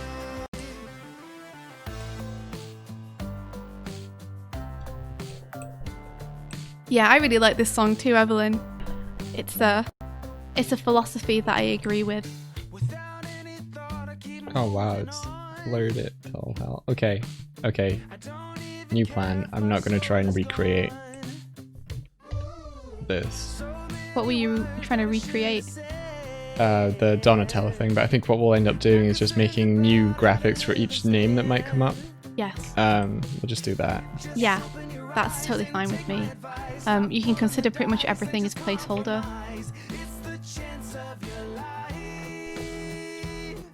So we could drop a whip render in chat for some feedback. Sure. Oh no! There's a turtle in chat and they're calling me out! I'm sorry. I'm so sorry. Have old white dude write all scripts about any group of people. It's worked in the past. And like, yeah, you're right. Like, what could go wrong? It's worked in the past with no negative repercussions whatsoever.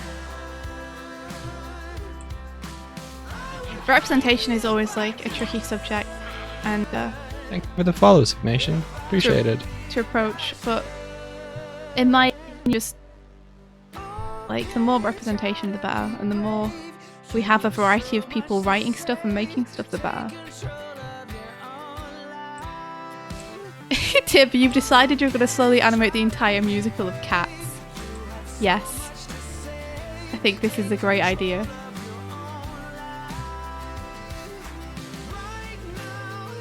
The small bit I've seen already is looking so good. I like what's hidden behind the scenes here. Okay, cool. What? Like nothing. Yeah. Okay, cool. We've got backings and stuff. I can imagine that, well, like when it comes up, the certain elements will like animate and stuff. But I'm trying to figure out. The thing with After Effects is everything has this kind of sort of pre-comp feeling to it. Yeah. So I have to like go inside with multiple timelines.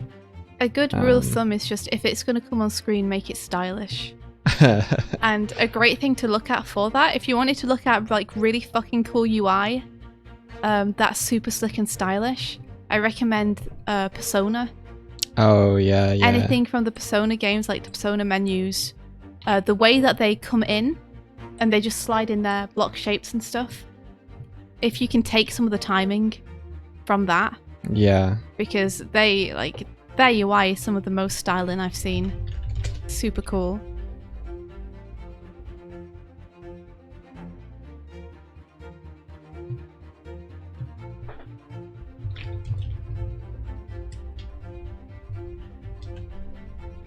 You want in the Skimbleshank song for all the cats to form a train, like the Akira teddy bear, but it's cats making a train. Oh man, Tim, good luck animating that. Jeez, oh. I mean, talk about a challenge though. Like, if you can pull that off, it would be a real showstopper. Aha! Pun intended. Okay, let's see. I've never played a Persona game, so I only know it.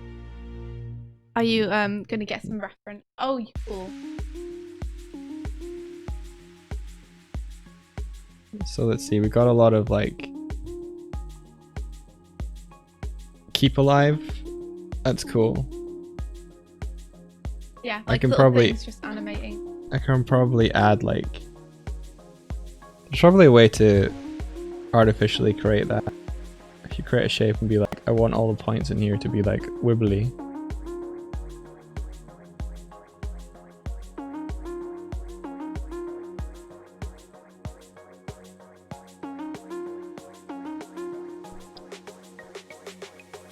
I really like the little screen wipes they use there with the people walking past. Like, keeps you feeling like you're in a school.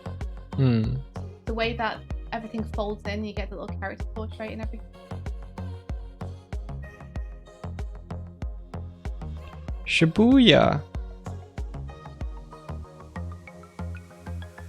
I wonder how layout accurate this station is. Check out the if you can find it in that video too, check out the battle UI. This actually looks fairly... Inju commits many swears. I'm sorry. I do swear sometimes. It happened.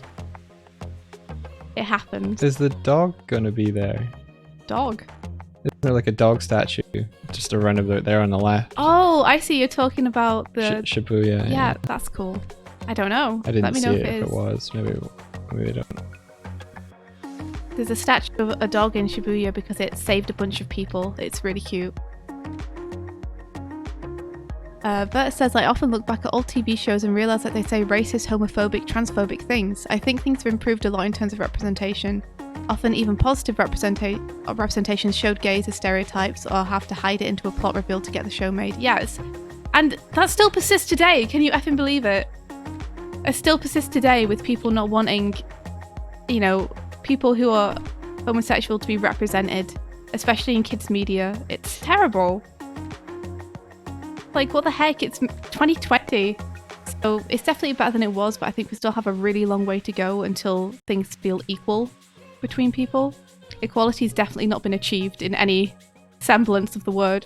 Yeah, they really recently revealed in a cartoon series that a character is bi, which I thought was really cool. That is awesome. I won't say which, mainly because if it's a reveal or whatever plot-wise, I don't want to spoil anyone who happens to be watching the show. Yeah.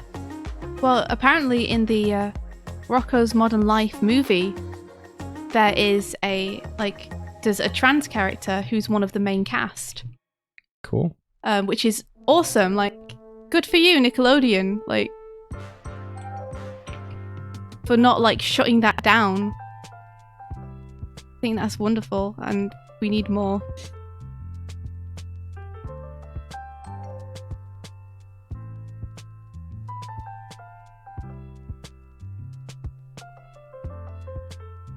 You hear Shibuya and immediately want to go back to Japan again.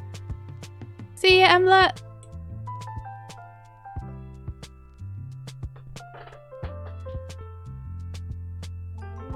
Okay, I think I have some ideas. Like, if these could pop in with what I noticed a lot is and to have like a white silhouette behind to help things pop. Would you be okay with adding something like that? If it looks cool, I'm good with it. Okay, let's try. As long as it looks cool. Drought Trap says, if you want off stream, some designer did an amazing analysis of Persona 5's UI. A link's allowed. Yeah, you can link us. We'll probably check it out off stream, but we will check it out because it will definitely help with this.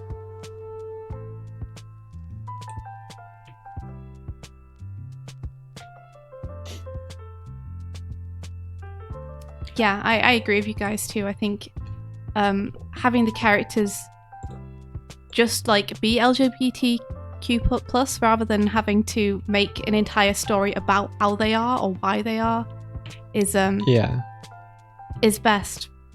It feels like it's more accepting. It feels like it's not like that aspect of the character is all there is to the character. Yeah.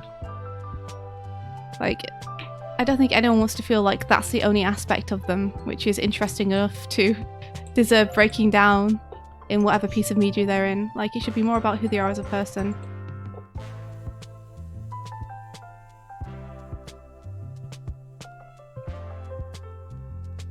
Yeah, just normalise that it's there, 100%. I think that's like the big battle at the minute, is just normalising it. Because people are having to fight years and years and years of like unjustified hate against it. That's still like part of the systems that are set up in society.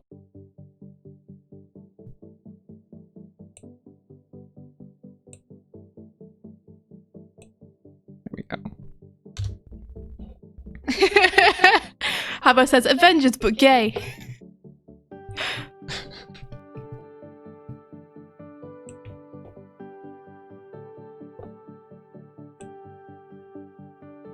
That's awesome, Tib. Like, Tib says, I really liked it in Dedendia where a main character just casually mentioned their binder being uncomfortable and that was it. That's all that was necessary.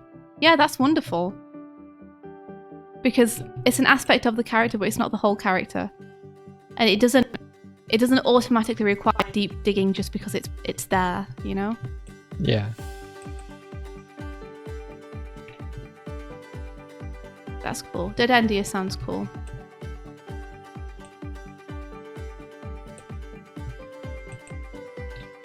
Shoulder go up. Or the shoulder go down.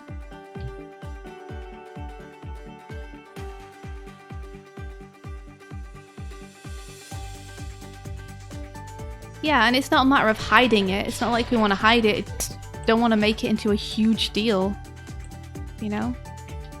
Because it shouldn't be a huge deal. Is the point.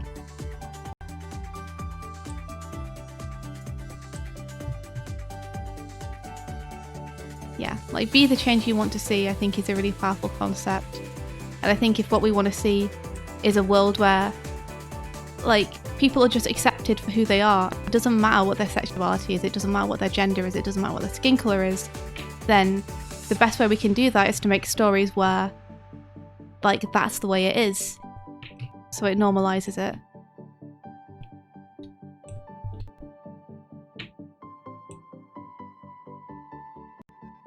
Oh, cool. It's a comic. Cool. For some reason, I thought it was a game.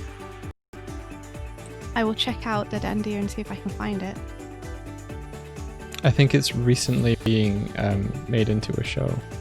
Yeah, Tib said that Netflix picked it up.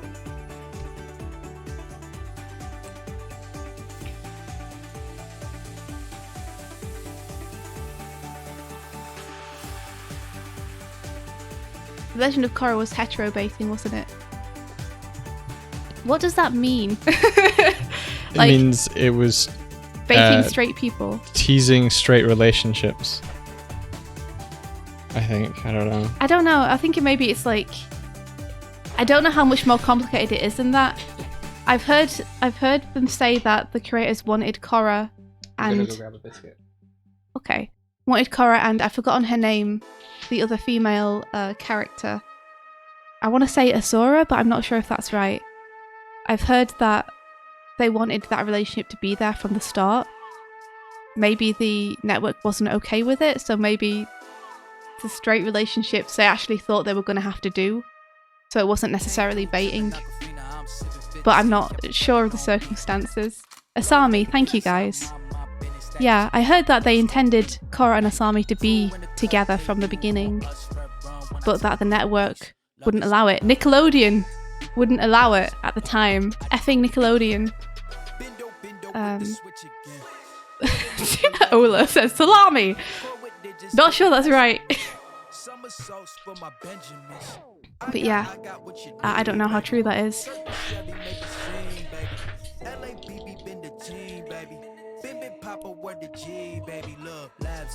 Ada Lovely says Voltron Legendary Defenders last season stunk of network meddling to downplay Shiro's relationship with his boyfriend and partner. I hated the way that they handled that relationship. To have it in one scene and then have it immediately taken away. Like, that sucked. That really sucked. Oh, what the... Oh, yeah, he was in a relationship with this person. By the way, they're dead. Yeah, by the way, in the past he had this relationship and also they're gone. It's like, oh, okay. Thanks, I think? Yeah. You get that salami when she comes up too, oh no. I think someone made a point that a lot of past productions and things where people were pushing for, you know, homosexual representation or things, there was the worry that it would actively impact sales or have people turn against a particular property and it would lose them money. And someone made the very kind of cynical point of view of, I think things are being included now because people are finding out there's also money in representation, and it's such a cynical It's a cynical take, but as far as I'm concerned, like, ride that boat all the way to yeah. If it makes you money, that's totally fair. Like, so long as there's more representation, that's like the important thing. Like, I hate that though, that people thought it would lose some money. Yeah. It's like, for goodness sake, like, so many people in the world don't fit into this very small box that you've decided makes you money.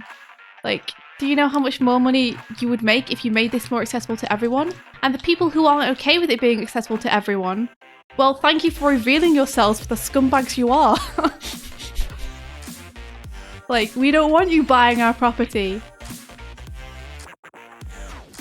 She was like to Keith, I love you, brother. Oh, it was terrible. And I mean, that was Nickelodeon too, but to be fair, Nickelodeon are also the studio that like allowed that representation in Rocco's Modern Life movie, so I think that Nickelodeon are like doing way better with that now.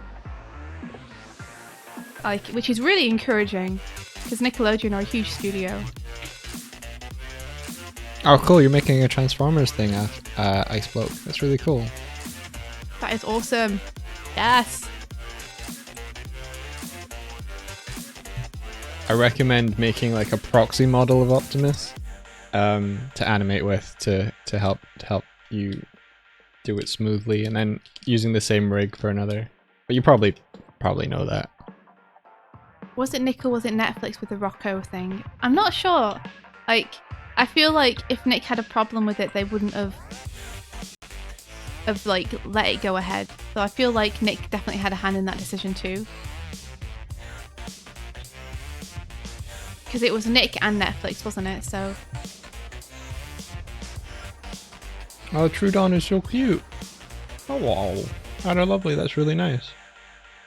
Yeah, Disney went from censoring Gravity Falls to letting Amity get flustered and gay in Owl House. Alex Hirsch walked so he and Dana Karras could run later. That's awesome. Yeah. So things are changing, which is really encouraging. Like, at least we can see that a difference is being made.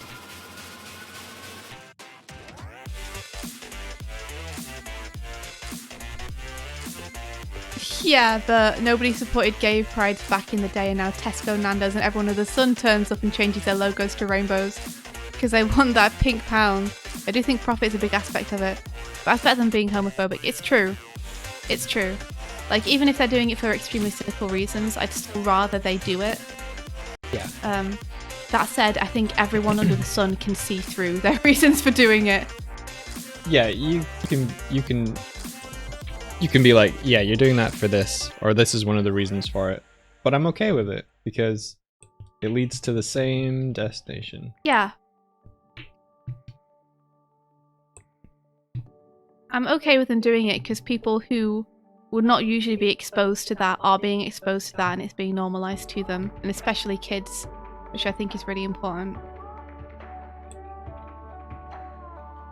While like Voltron, I feel like there was a lot of the appeal of the show was from, or a lot of the pull for the show was shipping in there, and I don't know for sure or whatever, but I feel like people writing on that show were probably influenced by external pressures, and I feel like that's wrong. Oh like, yeah, I mean, I heard, and I'm sure this happens to more productions than just Voltron, but I heard people were writing to the Voltron production team and threatening them with death if they didn't make their ships canon.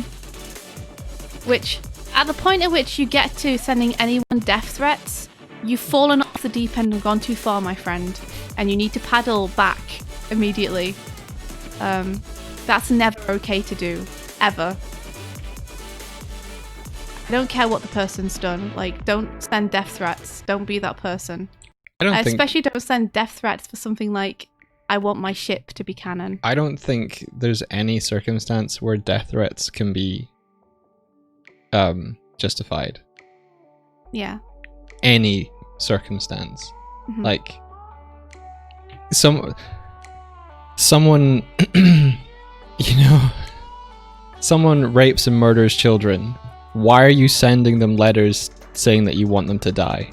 Like, spend your energy on more positive things, but also, like, that person better damn well go to jail, I tell you. Like, yeah, let criminal justice do its thing. Why is you, a person off the street, putting energy into sending hate their way? Like, I think it doesn't. Because people have excess hate, but I mean, that's not a bad place for your hate to be directed if you're going to direct it somewhere. I just think death threats are always like, I don't think they're worth the energy that you put into them, ever.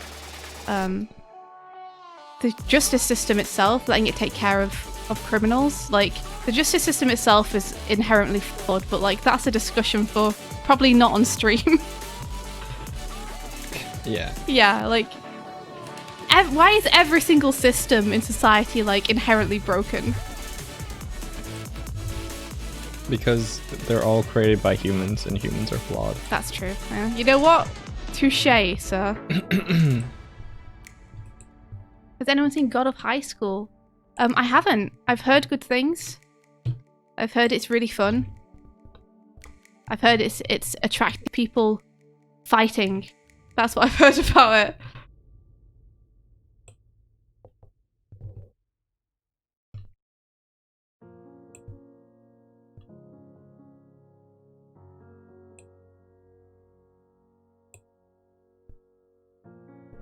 Yeah, fandoms can get really toxic, and that's never good. Like, I always... If you're a fan of something, like, keep it about positivity. Why would you want it to be about anything else? Like, being a fan of something is meant to be, like, a fun, positive experience that lets you, like, enjoy it with other people and build a community around that. It's never meant to be hinged upon, like, negativity.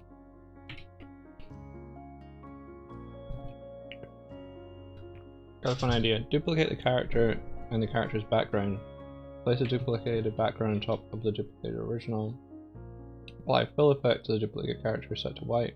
Set the duplicated character's track matte to alpha inverted matte. I'm gonna read that again. Whoa! Punk Cherry says, one time I posted Owl House fan art into the Twitter Owl House tag, and immediately got a weirdo who posted not safe for work images of the Owl House kids in my notifications. Oh, Punch Cherries, don't let that stop you from posting cool art.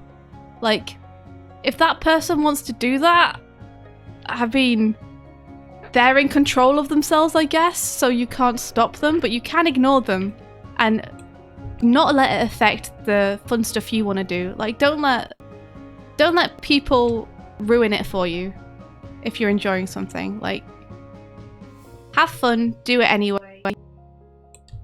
Don't let people stop you from being creative, you know?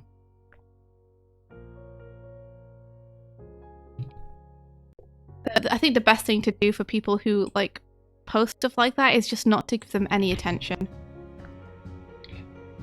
I feel like I'm in this weird place. And block them if you don't want to see that stuff. Definitely. Yeah, I was gonna say, I feel like I'm in this weird place online where I've never had anything like that happen to me. Yeah, no, me either. I've luckily avoided it somehow. Which I'm very thankful for. I think it is just luck. You know? Luck of the draw.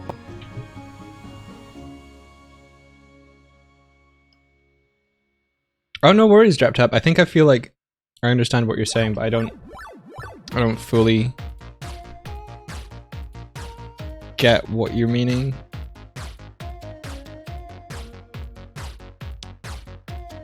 Alpha inverted, Matt. So alpha inverted is like the opposite. The reason I'm doing like a separate white thing in the background is because I wanted to animate the shape. Because I saw Persona do that, so I'm riffing. Nice. But I've just created like arbitrary keys for now. Ada lovely. I've skimmed over what you said, mainly because I don't remember enough about Voltron to be able to properly weigh in on how it was written. Like, I don't remember it well enough. I don't think to form cohesive opinions. I do remember feeling like Lance was shortchanged in that series. I think Lance was set up to be a character that was really going to grow and change in a satisfying way, and I don't think that was paid off at the end. Or I don't think it was paid off throughout the series. I think there was a lot of interesting stuff they could have done with him, they didn't do with him. And it's a shame, because it feels like a waste of a lot of the stuff. It feels like they set up at the beginning. Maybe they didn't set up at the beginning, but I saw a lot of stuff as setups that then didn't get paid off.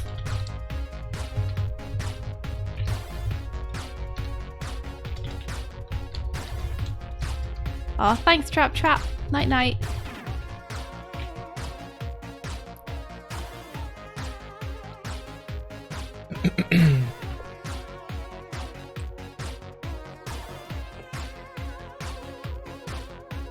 Cool. I think what I'm going to do is create a null object so that I can put the transforms onto that and then have all the others parented to that. So if I create there, new, null, rename Donnie transform. You guys get to see what I do a lot of the time professionally. Is this enjoyable for you, Mike? No. Is it not? Oh geez, I'm really sorry. No, it's not. It's just not my. I don't know. It's like saying, "Hey, do you?" I don't know. Coming up with the concepts and ideas is fun. Actually doing it in the software is not. So the thinking is. So no worries on that. I like problem solving, so I'm liking that aspect of it. Yeah, I think that's definitely the part you enjoy the most. I just don't like the idea of you not enjoying what you're doing. Yeah. Like, that sucks. I want you to be enjoying this process.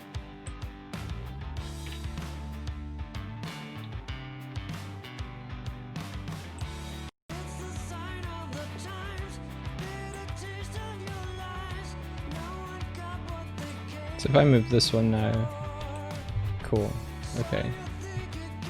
I want Dawn as well, his position. I use the little spirally thing. Wow, it got super hot all of a sudden.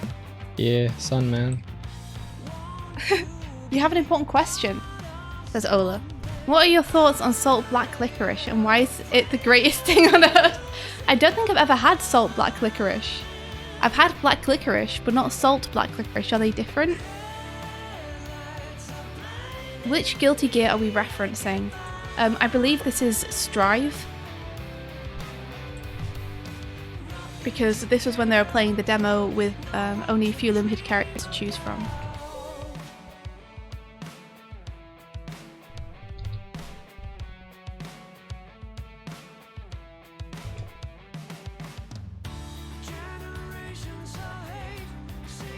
One's just more salty. It's just salty, not sweet. I've never tried it. I want to try it. That sounds good. I'm not a fan of usual licorice. The non-salty kind. I like red licorice, which is not really licorice at all. It just tastes like a gummy. It feels like it's cheating by calling itself licorice.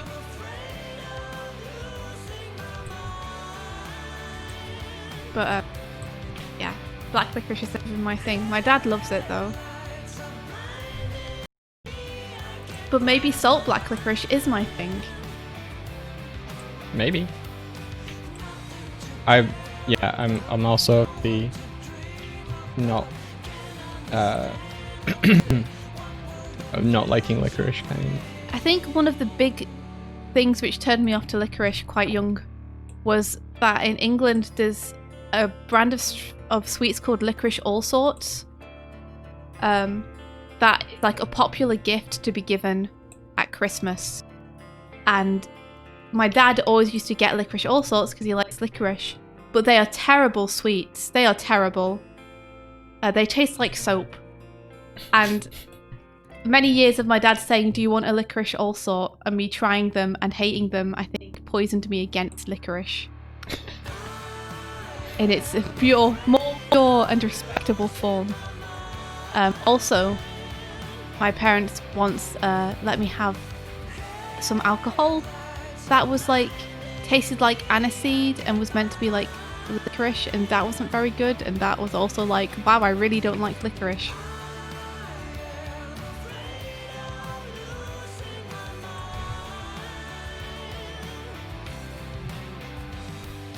So that's childhood licorice traumas for you.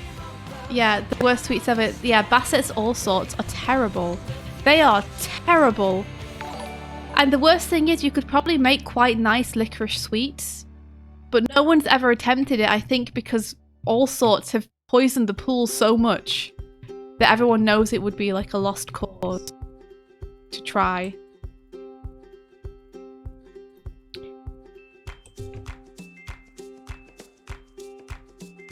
BlazBlue's your favourite game, no competition. You really want them to add Ragnar or Sol to Smash Bros. I don't know BlazBlue super well, but I have played one of them. I was really bad at it, but it was really fun, and the animations in it are like top notch. I think one of the reasons I like fighting games so much is because I effing love the animations in fighting games.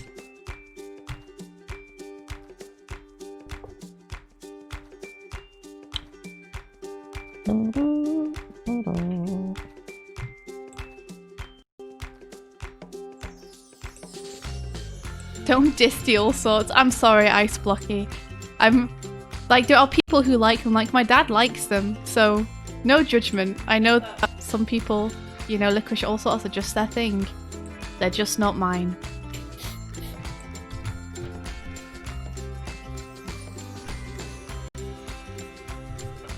It's almost a crime not liking licorice in the Netherlands, says Cornelis. Ah. I don't know if I could ever go to the Netherlands, then I might be arrested immediately. They'd like give me a stick of licorice as I'm entering the country, and then they would immediately see the look on my face and throw me out.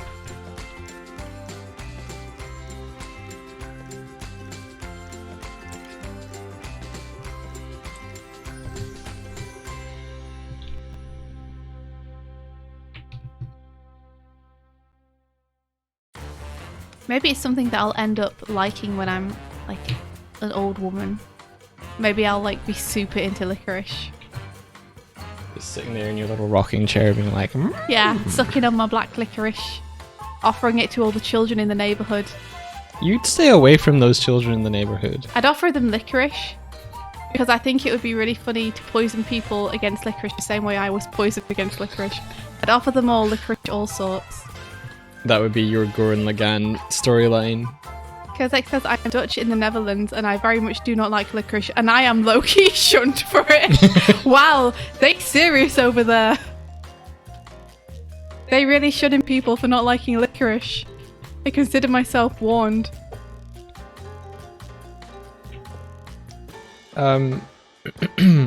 If this were an opening screen and the backing things were coming up like this, would you want them to all come up at the same time? Or would you want it to be like maybe the middle two and then the side two? Yeah, I think that makes sense. Like the middle two, because they'll be your main two fighters.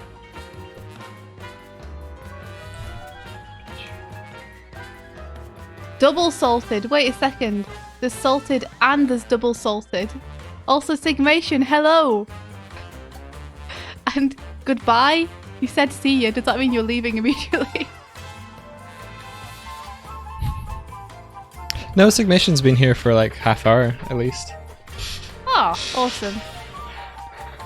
What order would you pick the characters? I think India wants to have like primary fighters and then secondary like assists. Yes, this is me ripping off the Marvel vs. Capcom formula and also the Project Justice formula, where you choose a main fighter and then you choose a secondary fighter, and that secondary fighter is both someone that you can switch to at the end of a match if you want to change characters, and is someone who will provide your character with an assist if you have your charged up enough.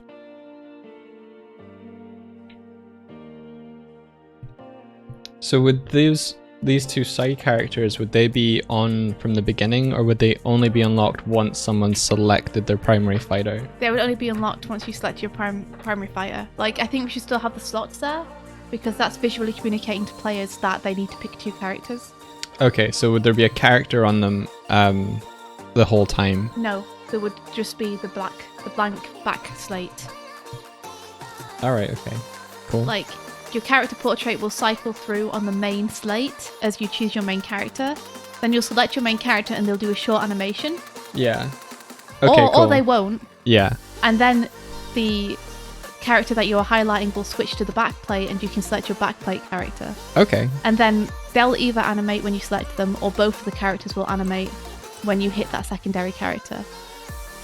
We'll have to like figure out what order is best to do things in. Okay. We'll gotcha. probably look at how the games do it and then just steal that. Yeah. Because other people have worked, well, people who are smarter and better game designers than us have already worked the stuff out. Yeah. We can do our own thing as long as it makes sense. You don't understand how I keep animating without playing the thing even once. Denial. Havo. That's it. Just denial. I can guarantee when I play this, there'll be a bunch of stuff that will need fixing with it. So I'm just doing a first pass through to begin with, and then I'll look at the motion as a whole, and I'll look at all the things I've done wrong, and I'll cry a bit, and then I'll try and fix it. I think I just get too into the act of the animation and kind of forget that I should probably be looking at stuff. But also making sure that I'm flipping. Reminding myself that I have to spend too long on this because it's meant to be rough. You know, I will tidy this up when it comes to actually. If you think about it, if you think about the amount of time that you spend watching what you've done, that's eating the time that you could be spent drawing and animating. So, like, if you have a clear idea what you're trying to do, you can just go through it and then review at the end, pick out what you can improve, and then go through it in a secondary pass with those improvements in mind. I guess so.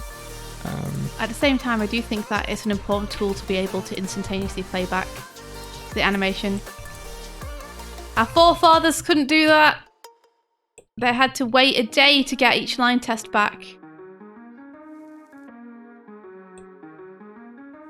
I'm so glad I did this way.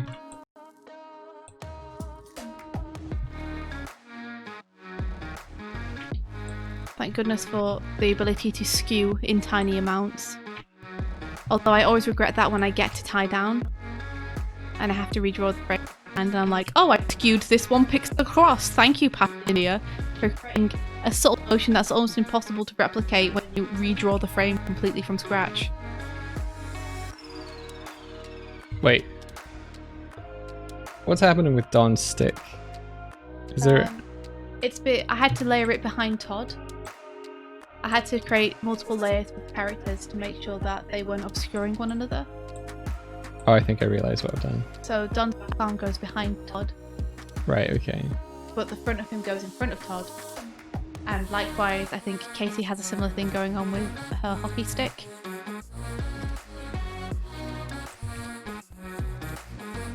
Stroop waffles are the best.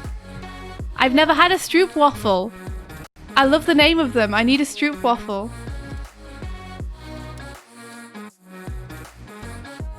Oh, nice. Ola says I did that with the white thing. Animated the whole thing, then played it and did a few changes and added a few in-betweens. Nice. I think also because I'm doing this from reference. Like, I'm trying to emulate the movement of the character on the left. You just realised that the broken spear is a hockey stick. Yeah. Yeah. Pretty cool, huh? The way it bends at the end. So good. And also, oh man, what I'm about to say is a spoiler, so I'm not gonna... I mean, have I not just spoiled a bunch by calling her Casey? I'm very sorry. If anyone, like... I should have better control over myself. I will, from now on, just in case I've managed to avoid spoiling anyone, I'm going to refer to her as Foot Recruit. It is out there on social medias and stuff, but yeah. It is, but still, people might be deliberately avoiding that, so yeah, I should be mindful. You just googled Stroop waffles and yeah, gimme! Ola, that's good. I'm glad we didn't spoil you.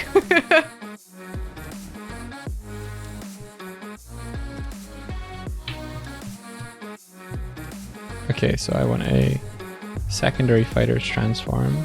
Rename secondary Fighterz transform.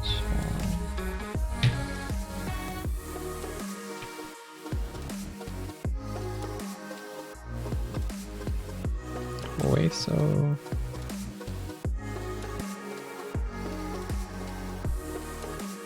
CJ, Todd backing, Oaso, Oh, the little waffle cookie things. I think I have seen those. I think I might have had those. Sometimes they have them on trains. It's a snack that you can buy.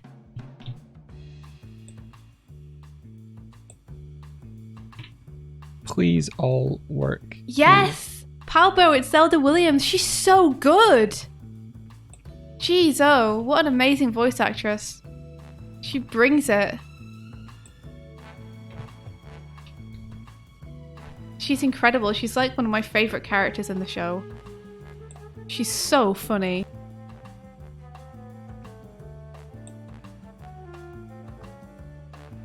Oaso, Todd.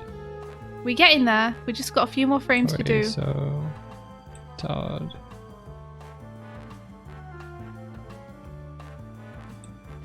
Yeah, that's Robin Williams' daughter. Yeah, she's incredible. Wow, like... Talk about a voice actress and a half. Like, she's so good. Yeah, she's amazing. I think it's like...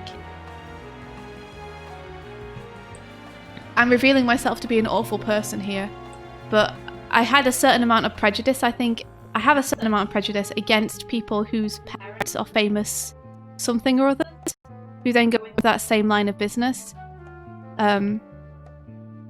Because sometimes I feel like they get jobs and are well known off their parents' success rather than off their own merits. Which is an asshole-ish thing to have a prejudice about. So, like, that's full admission from me for not, like, being better about that. But if there was one person who, like, to prove me wrong about that, it's Zelda Williams. Like, holy heck, does she ever bring it? Oh yeah. Yeah. Is nepotism the word for it? Yeah, it is a gift and a curse. There's a lot of celebrities who, you know, are children of celebrities who I think adopt pseudonyms and such so they can make success off their own back. Because it must be like, it's a terrible thing to feel like you're only known because your parents are known. Yeah. I don't for a second think that is necessarily something that's going to bring them happiness.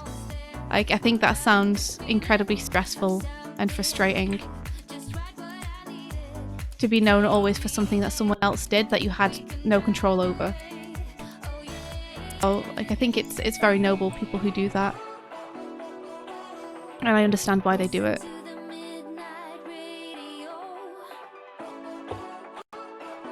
Oh, isn't the guy who sung the sexy and I know it's song distantly related to Michael Jackson or something and that's why he got a music career? I don't know. I don't know, man, that song though. I'm not a huge fan of that song.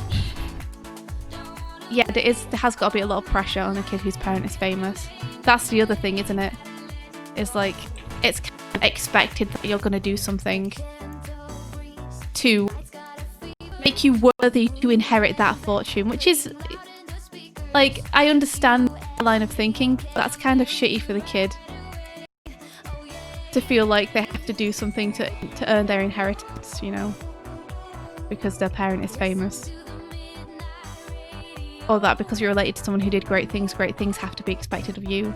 Yeah. Sounds like very stressful. You're like living in their shadow. Yeah. It's like swings and roundabouts, so good things and bad things. It's the same thing of like addressing them as like, oh, you were this person's something. And it's like, I'm my own person. Yeah, exactly. That's it. You know? I don't want to be known by my relation to this other person. I want to be known for me. For doing what I do.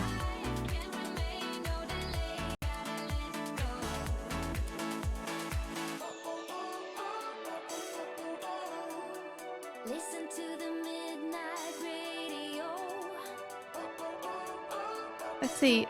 The LMFAO guy. He visited Disney when I worked there and was trying to be incognito but was wearing bright purple leotard print pants. Sorry, leopard print pants. Yeah, I don't know. I mean, I guess if there's a place to be colourful and also be incognito, Disney's probably it. But yeah, if you're trying to be incognito, there are probably better ways to do it than that.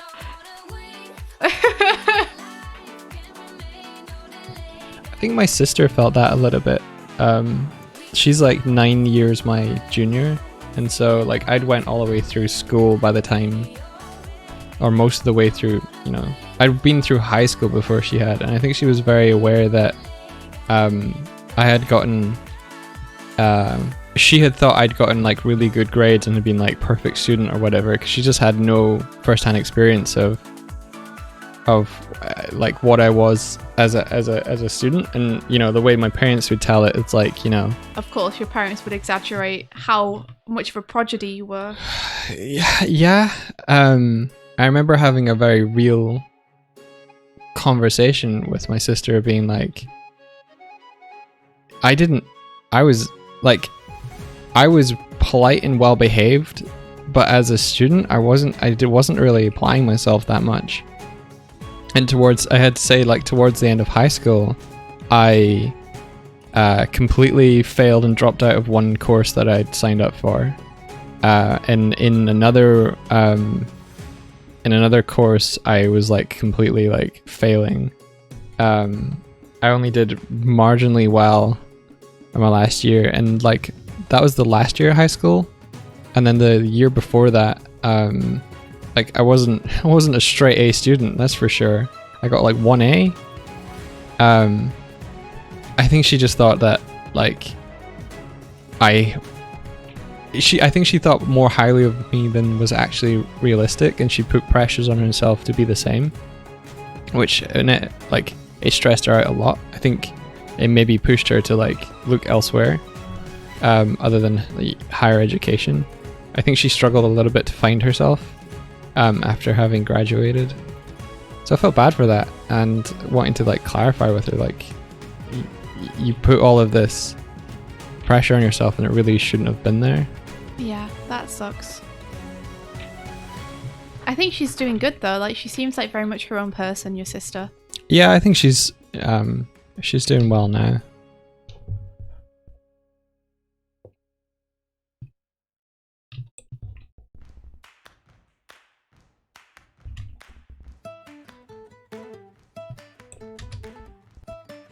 But what happened for me in my last year is that my focus on studies completely shifted. And as soon as I had gotten like an acceptance offer from university, I was like, I don't need to get anything from high school anymore. I'm just going to go and like hang out in the art department and try and learn how to draw. My last year at high school, I was in computing, physics, and maths. And I was like, I don't really want to be a physicist, mathematician, or any of that. I couldn't keep up. I had three advanced courses that I was trying to keep up with, and I just couldn't. So yeah.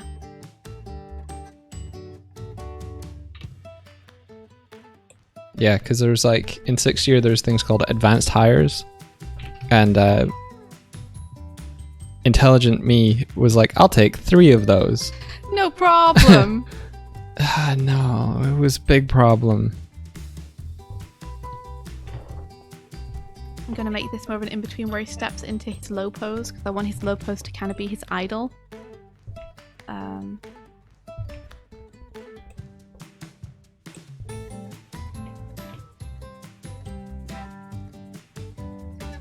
Okay, cool.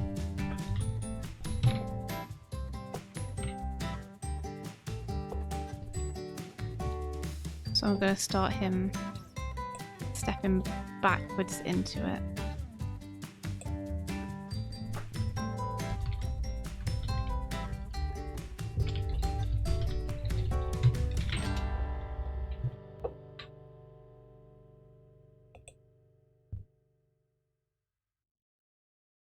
Check what this pose is.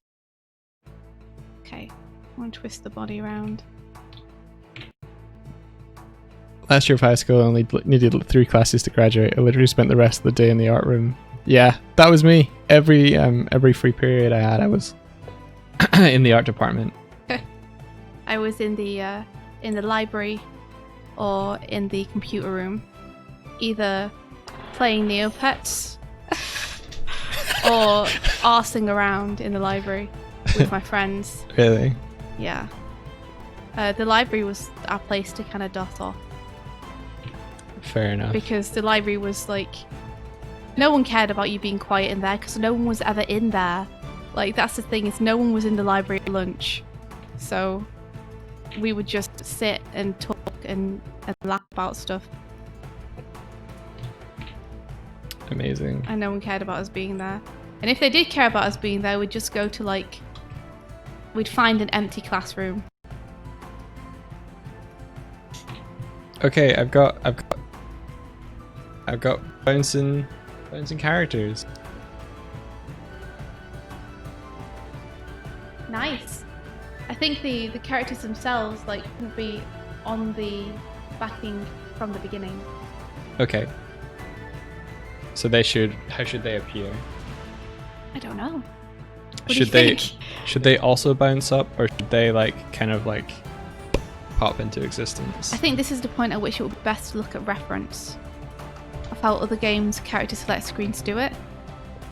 Which one were you referencing for this? So have a look at, for that one I was referencing, there was a Naruto game. No, there wasn't, it was a Dragon Ball game. Dragon Ball game. Which one? I don't know. And I know there's a bunch of them. I don't know, I just googled like fighting game versus screen. Like Dragon fighting game Ball. character select screen. Okay. Was it not on a video? It was like a still. It was a still, yeah. I was just looking at the layout at that point, not the animations. But I googled character select screen fighting game, and also Project Justice, And I think if you look at Persona, that has a fighting game as well, so looking at the way they do their UI might be a good shout. All around the world. If there are 10 million Dragon Ball games, it's true, and there's like 10 million Dragon Ball fighting games. There's 10 million fighting games. I'm gonna... Okay, let's look at the evolution of the Marvel vs. Capcom screen. Start sliding that foot. Probably turn the knee inwards. Okay. All around the world.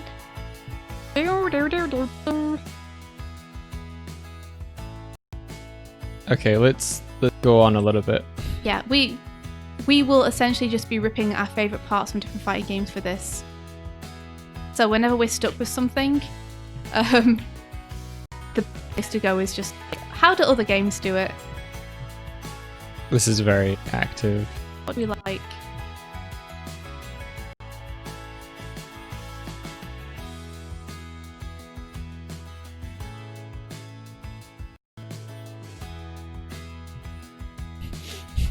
You want to look to how the first opens up as well. Like how they transition into it. Dogbolt says check Dragon Ball FighterZ. That one was made from the Guilty Gear guys. Oh, cool.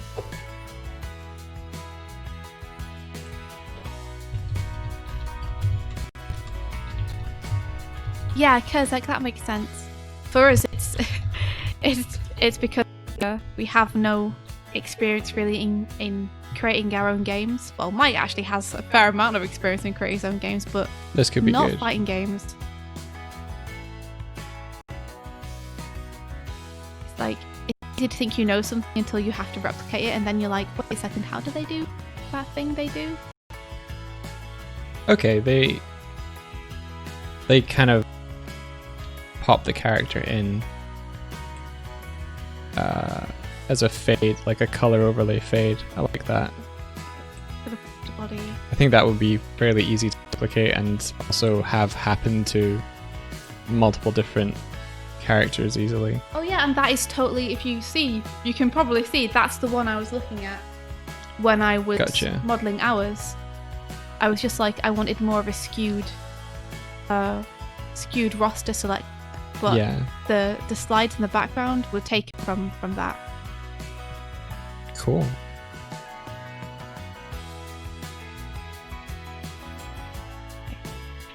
I'm just gonna redraw that script. They have markers like in Smash where it drops down who the first and second thing is. Maybe we want to do something like that. Markers? A 1 and a 2. 1 and a 2. Yeah, we could totally do that. Interesting, they use like a faceplate for their primary, the character standing there, and then art for the second character. I guess they use the 3D character because it's animated. Interesting. You looked up a bunch of UIs from games that were in the same genre. Okay, let's do the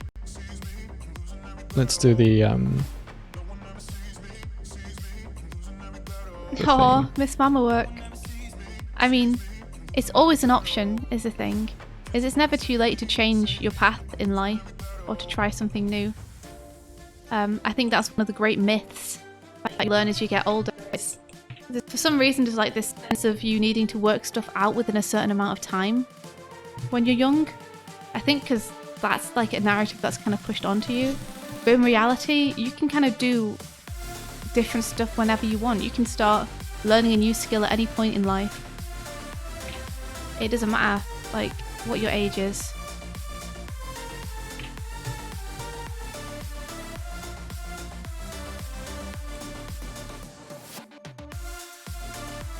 Okay, how do I... It's not a great pose, but it will service what we need as an in-between for now. Cool. Alt-click stops it from doing that. That's cool. And then I want a frame just before this.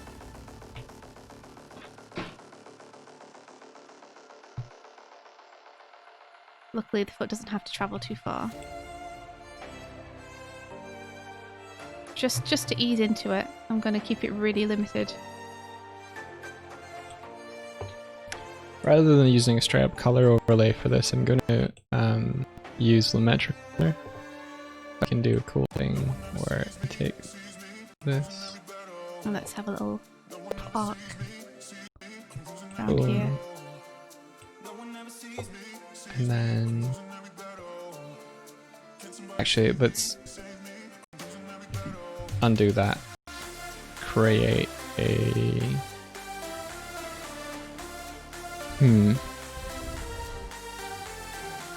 let's create where we key all of these. Cool. And we have, if you press U on a layer in After Effects, what it'll do is everything underneath the drop down, oh, it's actually behind my bare head. Everything that you have a animated key on, it will just show you all of those. It's really useful if you're doing stuff in After Effects, not to have to like scroll through a lot of different unnecessary information when you're changing animation keys. So U is so good. Trying to keep my eye on the arc here. We'll need to stop soon, and it's 11 o'clock. Oh gosh, yes we do. I'm sorry, I got lost having a good time. Haven't even got to the actual fighting yet. Just got stuck on the character preparing to fight. Whoa. Yeah. That's pretty amazing. I've not done too much either, but I think we've got a good base to work from.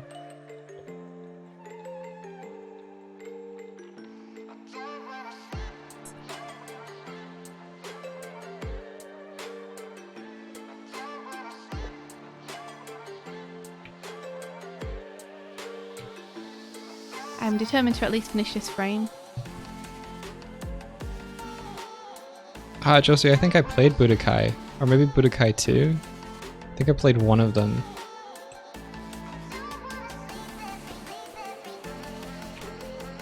We've got some chipmunk singing going on. Hey, you leave them chipmunks alone. They got things to say.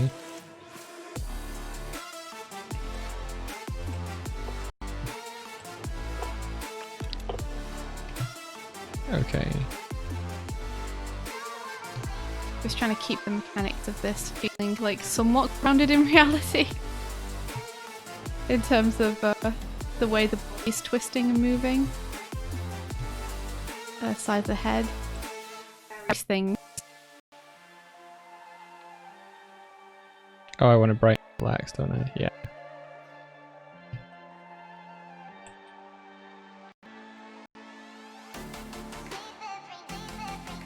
There we go. And then I'll just lazily get away with like a little squish here. That'll help it settle.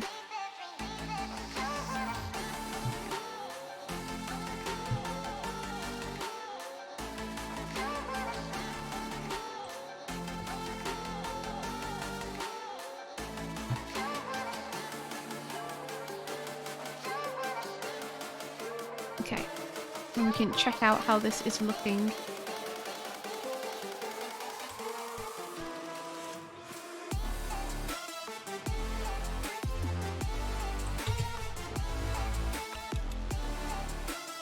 Uh, 67, something like that. Oh, check it. Oh, looking good. I like that. Oh, I'm a fan of that. If we take all of our keys and move them a little bit, I can make it so that the opacity on him has like 2 to 3 frames to from 0 to 100. See what we got going on. All that for that little movement. See that the body mechanics need a bit of work here. Let me just stop frame 128 to 126.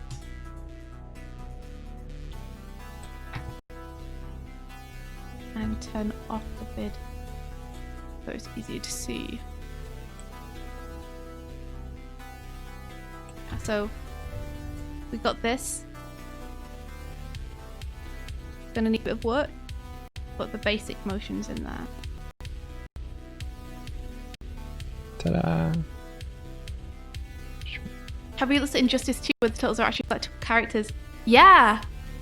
I love it! Like, I'm tempted to buy Injustice 2 just to be able to play as the turtles. Like, never have I felt so manipulated. Like, they look so cool! That game actually looks pretty cool too. I really like the way that they have set pieces in each stage where it straight up changes the environment completely. So for example, you know, you'll be fighting against a character and then you'll land like a hit that kicks them, and it'll kick them through a window, and then there'll be a cutscene where your character jumps through the window after them, and now you're fighting on the streets. It's cool. It's really cool. It is, like, it's way more subtle than I thought. Oh my gosh, Hado, I forgot you could do that. You can just hit the start and stop. Actually, you can click the words. Ah, I forgot. I keep forgetting you can do that. Damn it. Yeah, this motion is like much more subtle than I thought it was going to turn out.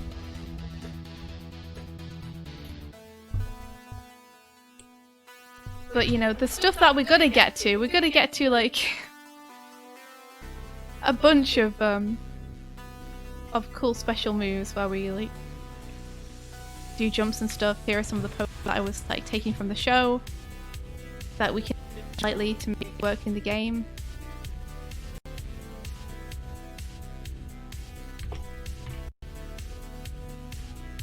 Okay, if we pick CG1 and CG2, then we'll need some kind of transition between these two poses. Do this. Oh, that's a cool move that is shown in the video reference that I have. Let me see if I can show that to you guys. Here we are. I really like the attitude of this character here. On the right, sends out his chain to do a special attack. This is what we're gonna go for. And then he's like, yeah! As it hits. Feels like a very Mikey thing to do, to give like a peace sign. So this is the motion that we're gonna go for. But we're gonna try and do it with like a more Mikey pose. So you can see I've like adjusted the pose there slightly. I'll probably bring that shoulder down because it feels like I'm flattening out a bit too much. Like, I like that we get this nice tilt here. So I'll probably bring this arm more like that. So that we're getting that nice tilt shoulder still. Get to see a bit more of the back of Mikey's shell.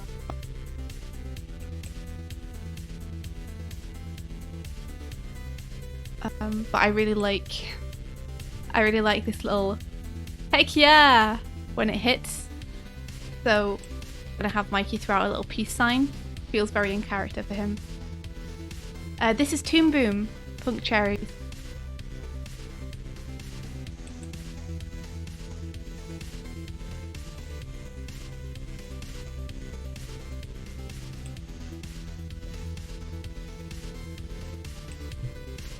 And then just a few more sketches. And then I believe there's a bit here at the end.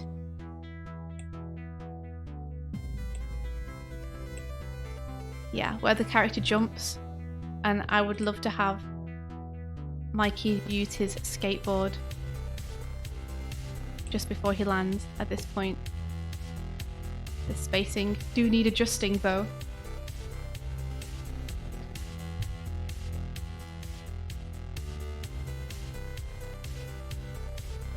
You take it out of hammer space. Hammer space. Is that's the cartoon like dimension where they could just pull things out, right? Yeah, that's the cartoon superpower of being able to just have objects to hand when you need them. You're planning to animate turtles in Avatar intro style. Oh my gosh, bending elements and doing cool stuff. Dude, that's so cool. Oh man. That sounds awesome. Jeez. So what elements do you think people would have then? What elements do you think different characters would have?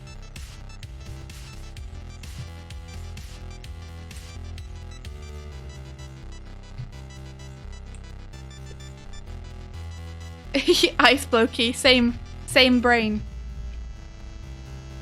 Leo Water, Raph Earth, Mikey Air, Donny Fire. Cool.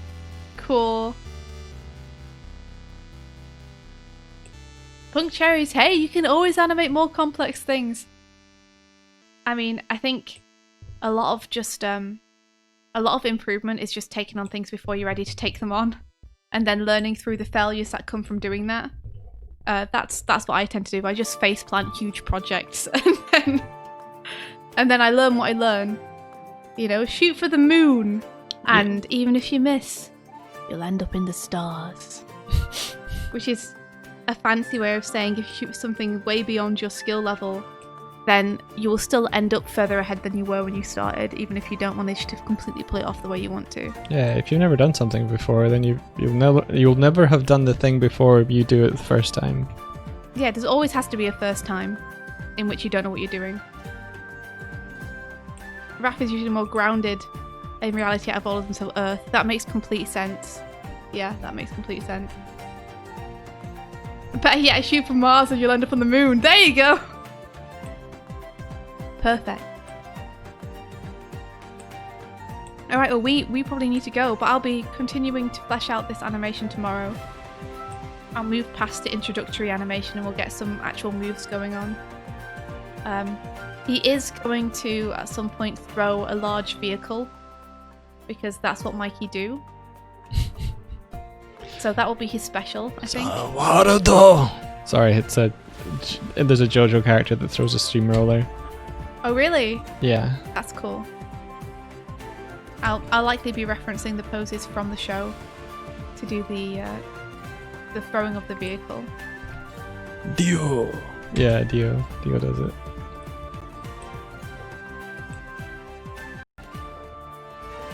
Yeah, I'm excited to see it from start to finish too. It's nice to start a new project on stream with you all, so we can kind of go through this together.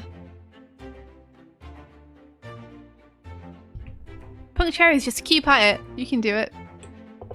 If you ever want any feedback on anything, then let us know. We're happy to give it.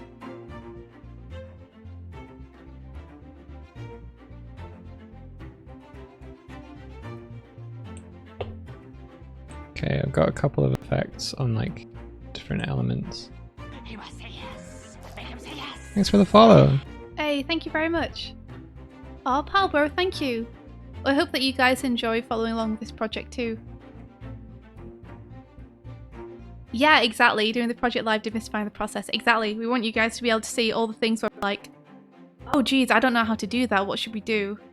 And all the decisions that go into it. All the parts we get stuck on. Hey, look. Sure. Nice, dude.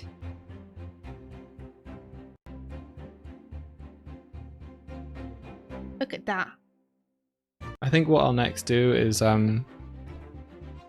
write down a bunch of steps, because like theoretically if we do want to switch between different characters, we're either going to have to navigate, we're going to like, these characters might have to change as like you go through the different characters. So we'll need art or placeholder art for some of them. We might even only need silhouettes depending on how fast they change, because if they do, if they're skipping over them, if they're doing the red thing, then we might only need like we'll probably just need that anyway. Well, I mean, for now, are you okay to just like reuse the same assets again and again for every single character? Like use the picture you have Donatello for every character. Yeah, and then I we'll can just try. replace those Yeah, I can try and do that. Yeah. with the new characters. Miki, that's so cool. Thank you so much for waking up early. God of Memes, you're back. You're back just as we're finishing. I'm sorry. We are ending the stream now and we're going to continue tomorrow. Same time, same place. Making the titles. Cool. Saving. Save your work. Yeah. Okay, it's saved. And I am gonna go find Tea toils. tea toils. Toitles. Maybe Oh we'll my just. gosh, Punk Cherries, I'm so sorry that we're so late for you. Yeah, us too, Havo. It's nice to have like something new to dig into. We tried to keep it manageable. It'll probably end up being a massive project, but we'll see. Punk Cherries, I'm so sorry! Who we raiding, Mike? Nick was? Not Nick was isn't online for me. They are for me. They blocked me. Ooh, what'd you do? No, I think if you refresh, they might disappear. Okay. Geninator? I don't know who that is. Okay. I don't. You'll I'll have just to let you choose someone from your list. Type into the chat and like, do you know them? Are they cool? What's their bag? I'm not 100% sure. I'm just following them, so I'm assuming they're cool.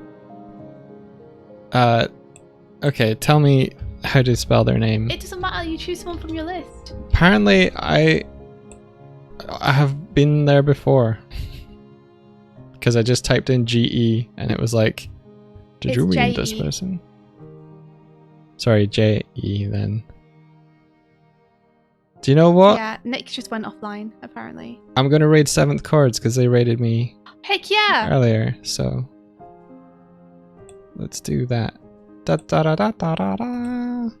He's playing Star Wars, the Jedi Knight Jedi Academy, so 7th Chords is like really, really supportive and kind to us, so please everyone go and say hi. he's probably been going for a fair while, so he's probably tired. But we gotta show some love. He's really cool, he's really friendly, he's a composer musician, slash yeah. musician. Go tell him he's lovely. Mhm. He's struggling with it, please understand. Alfred. He's struggling with the game. Aw. That's okay, you know. We are no strangers to struggle. Aw. Yeah, Chords is a sweetheart. The game is bad. Oh, Oh, no. I'm gonna enjoy hopping over. Well, thank you for joining us today. We'll be back tomorrow. And may the rest Good day be filled. with Adventure! Take care, everyone. Bye-bye. We're not here to fight. We need your help. Even though literally every time we talk to you, you double-cross us, kidnap us, or threaten to destroy everything Bubbles with a we Z. love. We're raiding We're here 7th for a Cards. fight. God. Thank you. Timing. Thank you for the raid, but we got to go. Yeah, thank you so much. Take care. Bye bye. Adventure. Adventure.